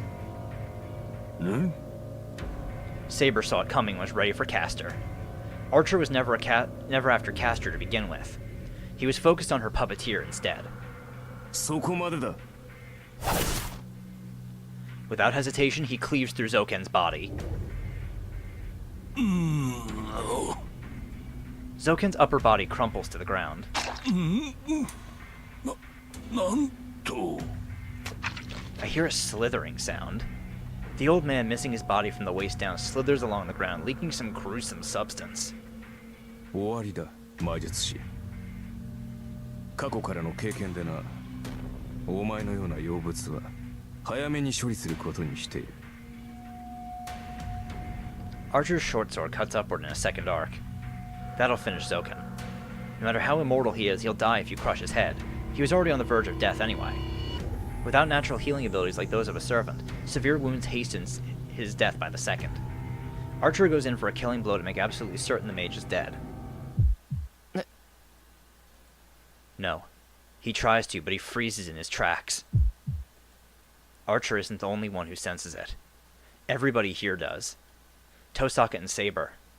Archer and I. Even the dying Zoken trembles in astonishment at its sudden appearance. The park becomes inky black. The damp air freezes over instantly. Even my pounding heart begins to slow. Something bad is nearby. I have to run. I can't be around it. My body understands this even better than my brain, but it rejects my commands to flee.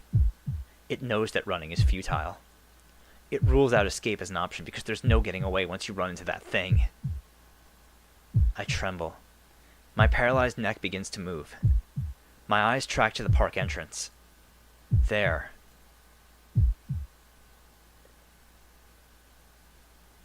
Stands a shadow.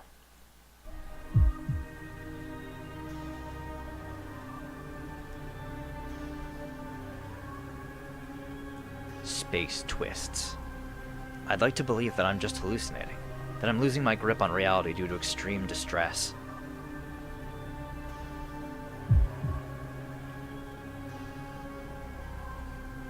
Whatever that is, I've never seen anything like it. The shadow stands there upright and ethereal. It seems light enough to be blown away by a breeze. But its gravity is more commanding than anything else here. It has no intellect, no reason. It isn't even a living creature. The black shadow stays where it is, piercing the night like a skyscraper. And for some reason,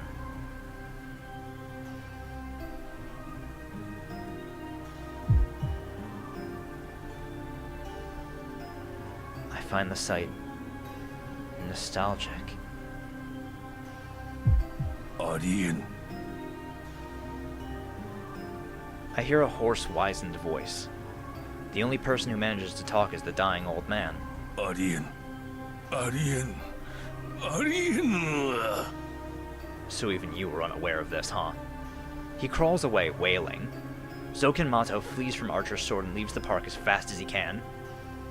It isn't because he had stamina to spare. It's simple.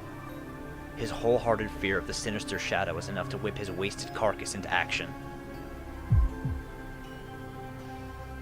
Nobody can move. Tosaka and I tremble. Saber and Archer are frozen still as if mesmerized by something. It's a monster of the deep sea. In the completely stopped, silent world, only the shadow sways. And for the first time,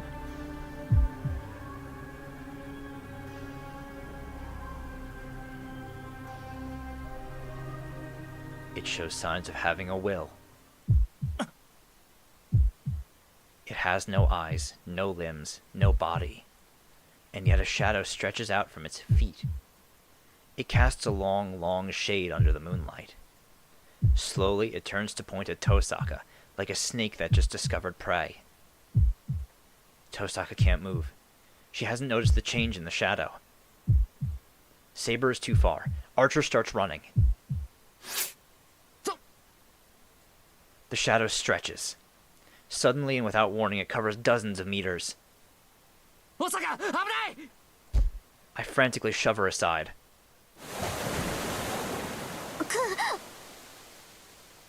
I can't hear her voice. The instant I push Tosaka, something incomprehensible swallows me. I hear a splash and feel something crushing my body. So my hunch wasn't wrong. A torrent of liquid, like having a dump truck emptied on me, submerges me from head to toe. I'm in the deep ocean now. But it's hot. This is way too hot for seawater. It's boiling coal tar. It sticks to my skin, shutting me off from my basic life functions. Rather than being underwater, it's like...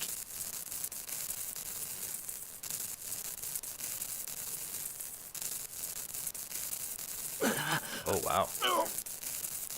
Even the scenes from the other routes, too. I feel nauseous, repulsed. I feel nauseous, repulsed, nauseous, repulsed, no.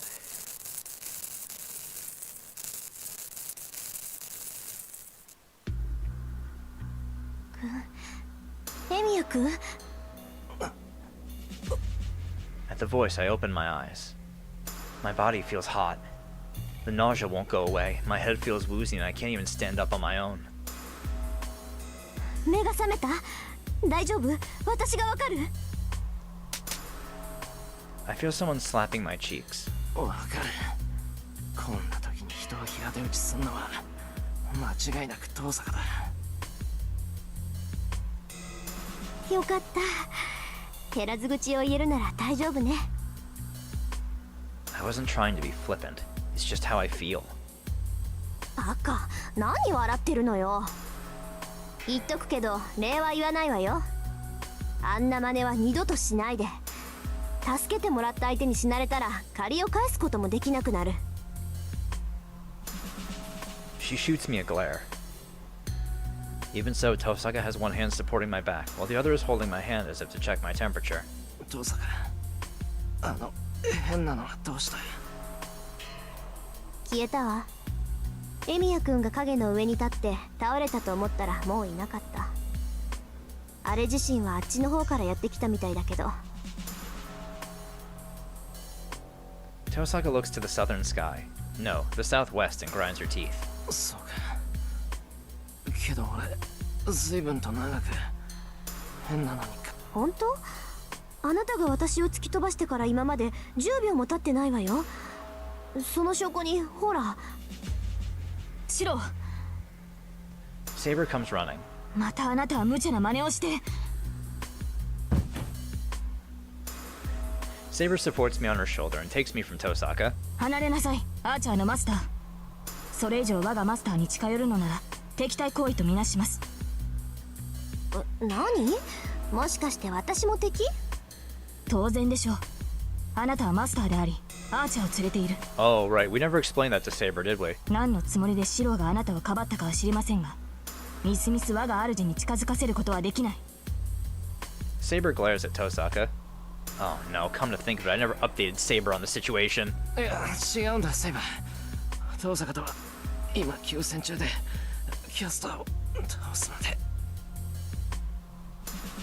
シロー、しっかり気をつけて。だから遠坂は敵じゃない。そういう約束なんだ。わかりました。あなたがそう言うのなら彼女とは争いません。ですから。悪い。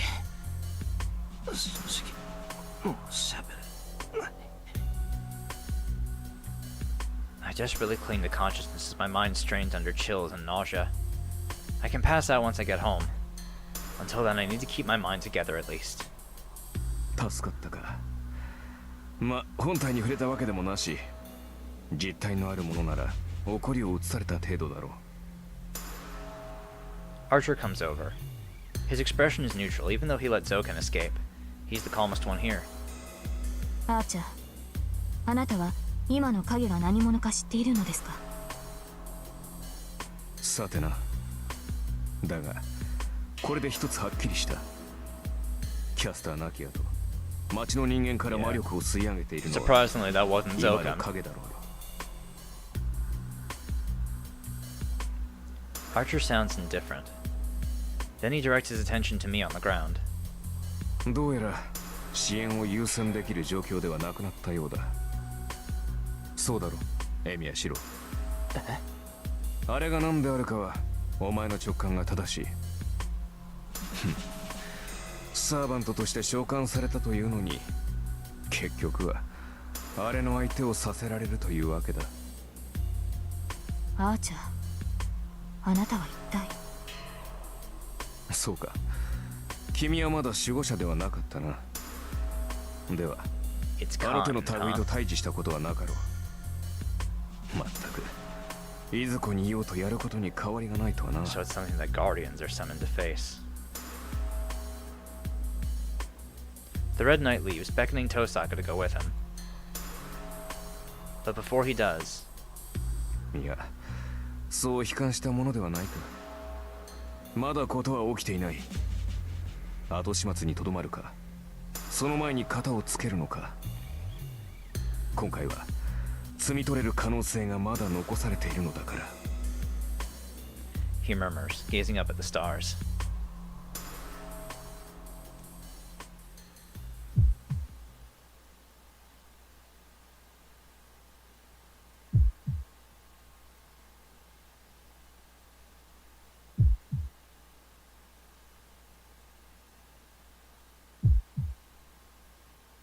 The flickering repeats.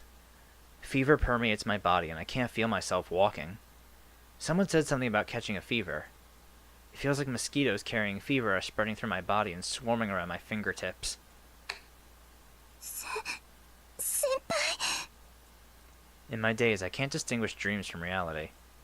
It's like I'm already asleep and trying my damnedest to escape from the dream back to my bedroom. さくら、睡眠中ではなかったのですか？どいてください。そんな支え方じゃ先輩が辛くな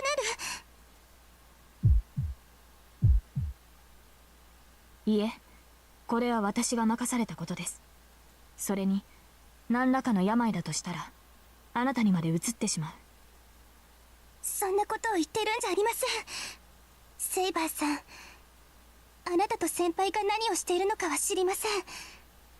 聞いても答えてもらえないことだって分かっていますから、問いただすこともしませんでした。けどあなたが来てから先輩は毎日辛そうでした。それだけならよかったのに、今夜は怪我をして帰ってきたんです。さくら、それは。セイバーさんの事情は知りませんけど、もう少しうまいやり方があるんじゃないですか。それができないって言うなら、せめて先輩を巻き込むのはやめてください。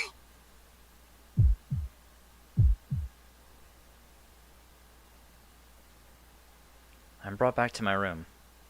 Someone's next to me, putting me to bed, I think. I think they whispered into my ear, but I couldn't make it out. Did they say they were reckless? Did they apologize to me? Anyway, that's the last thing I heard. My consciousness starts to fade as soon as I lie down. Everything I see squirms like worms until I pass out.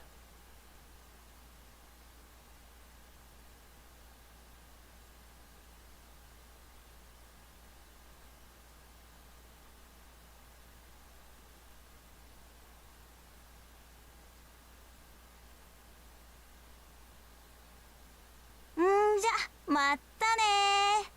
明日こそ遅刻しないでよ。」 She sees her friend off, an odd timbre in her farewell. No one else is around, and the traffic circle is completely still. Did her friend take the last taxi home, or are they all occupied?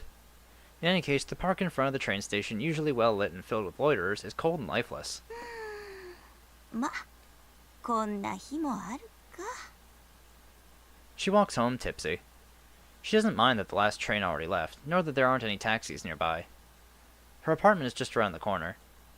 She's used to going home alone after seeing off her friend who lives in the town 3 train stops away. She walks through the middle of the roundabout, abandoned even though it isn't midnight yet, and takes the path home in high spirits.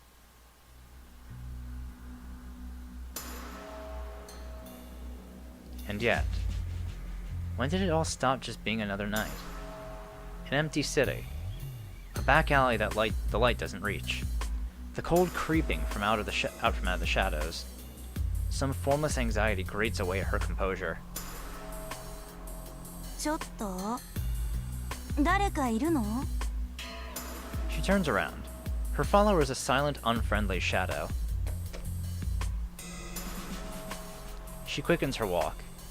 She begins to think it's dangerous to be here. She doesn't think she's overreacting. She doesn't feel anyone following her. To begin with, her instincts aren't good enough to sense danger even if someone was stalking her. She's just a normal, decent city dweller. ちょっと何よこれ。 And yet she suddenly begins to tremble. The unpleasant feeling intensifies. This is just like the one time when she was a child, when she woke up in the middle of the night and couldn't move. It feels like the anxiety of having the entire world reject her, like the night when she thought someone was lurking in the corner of her bedroom. She couldn't even get up to go to the bathroom, pretending to sleep until morning.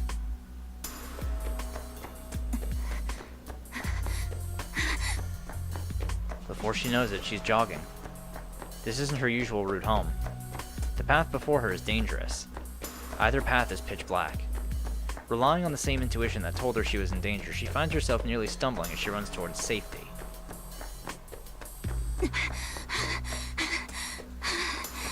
When did the jog become a headlong sprint? She knows that it's comical to be so afraid of something she can't even see, but she can't stop. She scrambles down the street like a mad dog. It's strange how her throat is parched, yet she isn't sweating at all. The city at night. A string of unexplained accidents. She tells herself that the rumors never mentioned anything about a slasher. There's no one else around. Tonight of all nights, the streets are empty. Does no one really care? It feels like she's in an imitation of the city she knows so well, in a place where no one will ever find her. At last, she comes to the end of the line. おかしいな。どうして？ Why did she come here? 何してんだろう。私。 It's so hilarious.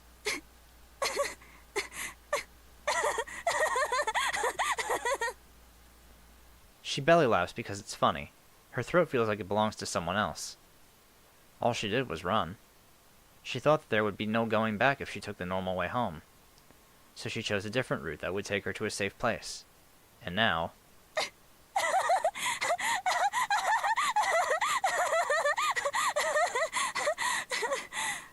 Finally, she realizes that there was never any escape to begin with. Just as something can jump at you from out of the grass, other things can pounce on you from the tree branches. At first, it drops on her head.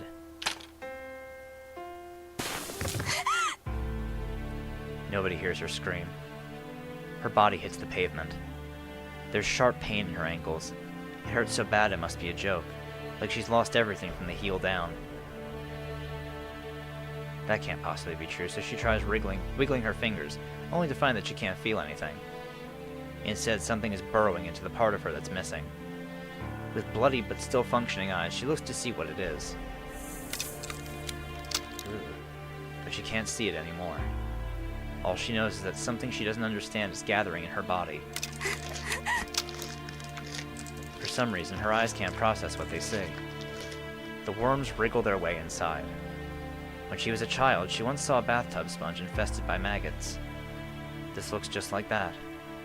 A closer image would be inchworms, squirming in an apple's holes. けど変じゃない？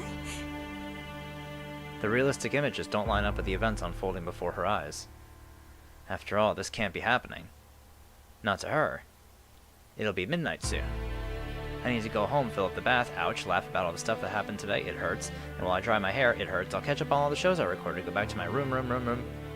Set my alarm, I want to go home, wake up in the morning, go home, ow. Go to work, eat, need to go home. 会社に部屋に戻りたい。どっか行け。違うって言ってるでしょ。やめてよ。お願いします。私を部屋に返してください。お願い。あんたたちもうやだ。何勝手に私の。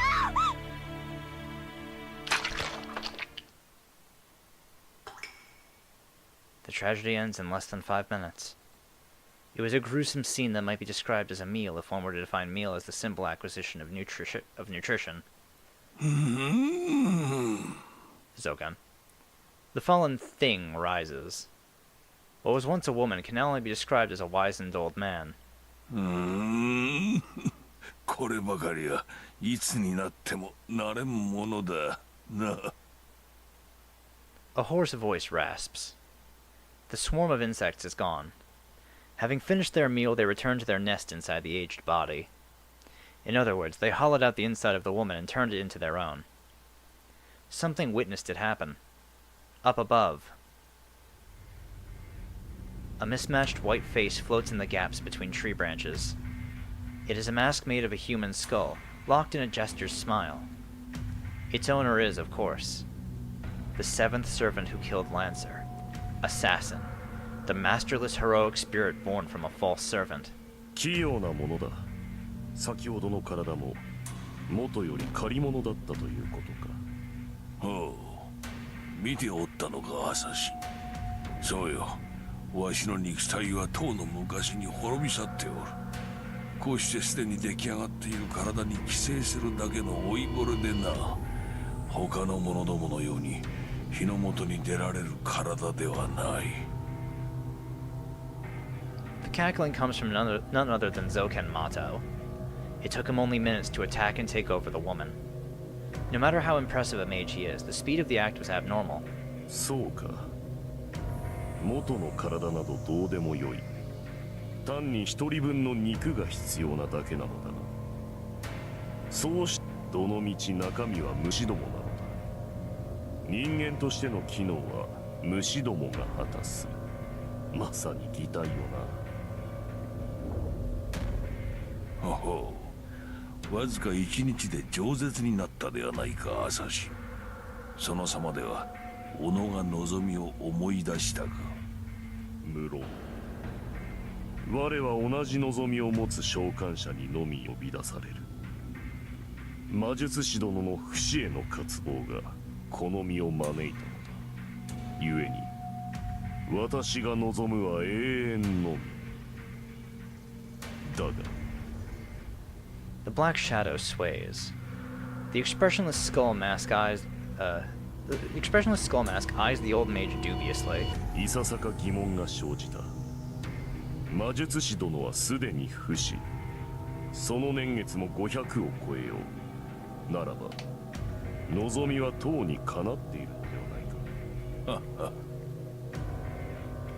The old mage's shoulders tremble as he raises his voice. Who can tell whether his laugh is one of joy or rage? Indeed, Zoken Mato is nearly immortal. With a body like that of a nest, he will continue to live as long as his soul's vessel remains intact. But it is a life of agony. Zoken does not maintain this old man's form out of preference. He has transformed into something inhuman, masquerading as a man. There are limits to his magecraft. It is not unlike a machine. Even if perpetual operation is possible in theory, his parts still suffer from wear. Parts rust, cogs fail to align, programming and cognition fail to keep up with the evolving times. いやいや、わしは不死ではないぞ、アサシ。わしの体は腐る。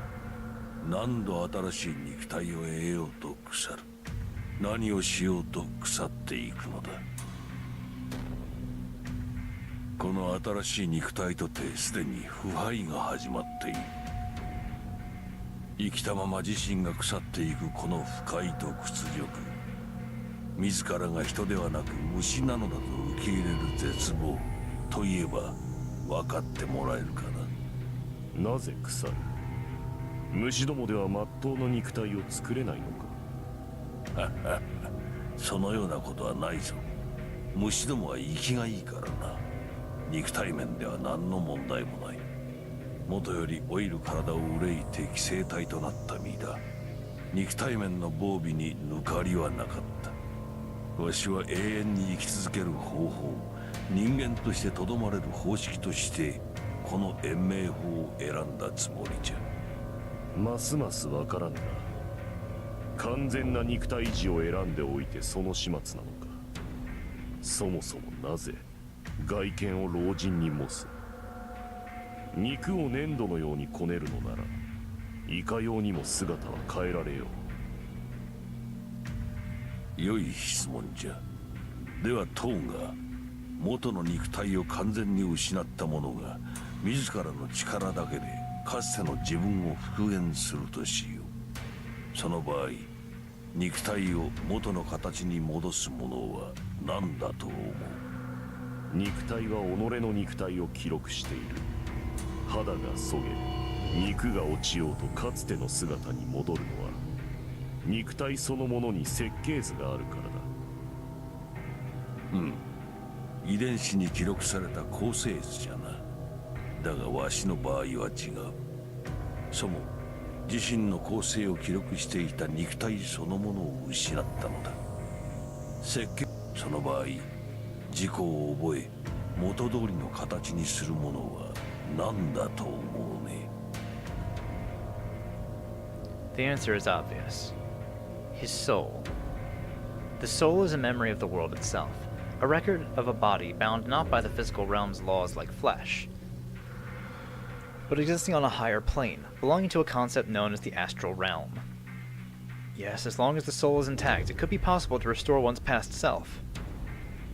Even after the loss of one's body, one's genes, even one's very cells. Meaning that this old mage... なるほど。自身の魂だけを生かし、肉体は生きている者たちから摂取する。それが魔術師殿の不死の正体か。故に他の姿にはなれない。魔術師殿が存命させているものは肉体ではなく魂。故に魂以外の姿は形作れないと。当然であろう。わしとて好き好んで老人の体を得ているわけではないわ。よいか、わしはこの姿しか作れんのだ。それも定期的に変えねば腐り落ちる不出来なものよ。かつては一度の取り替えで54年活動したわしが、今では数ヶ月に一度取り替えねば存命できぬ。その歪小さ、腐敗する苦しみが誰に理解できようか。間違えるな今代のアサシンよ。そのようなものを二度と不死と称するでない。Frustration tinges the old man's voice. It has been 3 days since Assassin was summoned. The killer finally knows who his summoner is. 納得がいった。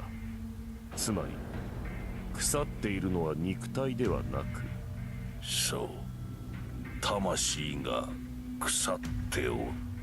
時間の蓄積は幽体にさえ影響を及ぼすのだ。故にわしの体は腐る。構成図である魂が腐っていては肉体が腐り落ちるのも当然であろう。故に聖杯を求めるか。憤るわけよな。その永遠、生地永久を知らぬ者より辛かろう。 So he just wants the Holy Grail so he could restore his soul? そうだとも。わしの体は腐るのだ。その苦しみ、骨の髄まで侵す毒から解放されねばならん。そのための聖杯、そのための死なない体よ。そうだ、わしは死にたくない。まだ生きていたい。この世から消えてなくなるなど考えるだに恐ろしい。それから逃れるために何百年と生き、腐敗から逃れるために何千という肉を食らい続けた。わかるか、山の主よ。わしはこの虫と化した自身が恨めし、わしだけが腐ることが恨めし、人として当然のように正しい肉体を授かる虫どもが恨めしいのだ。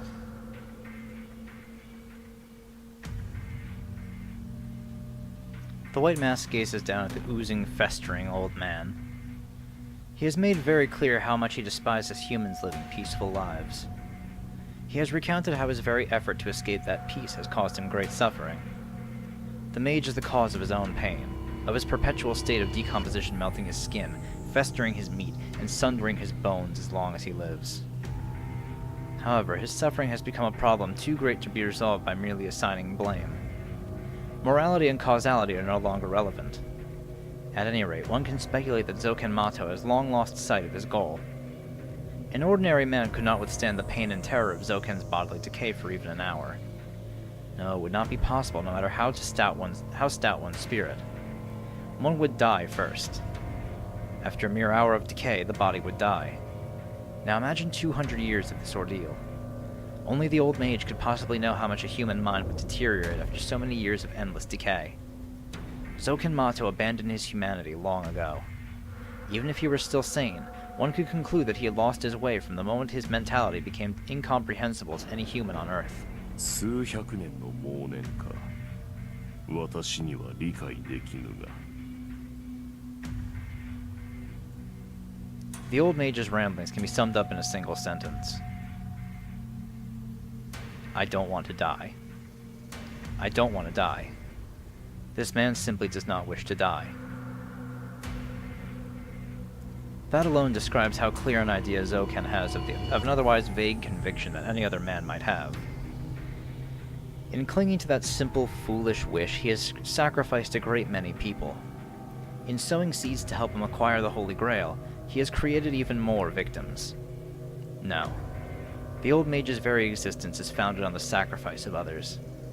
And to the masked assassin, that is a motivation worthy of his service. 理解できぬが、魔術師殿はこの私のマスターにふさわしい。よかろう。人として扱われなかった者同士、共に永遠を目指すとしよう。The skull will serve. His bleached white head dips in respect to the rotting old mage.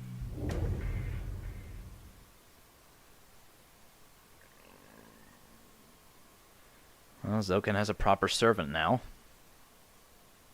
Fantastic. And we get to see his creepy feeding in action. That didn't unsettle me at all. Fucking hell. Oh, boy. Alright, well, we'll end things off here. And in the next episode, we'll head over to day 8. So, I'll see you all then. Bye!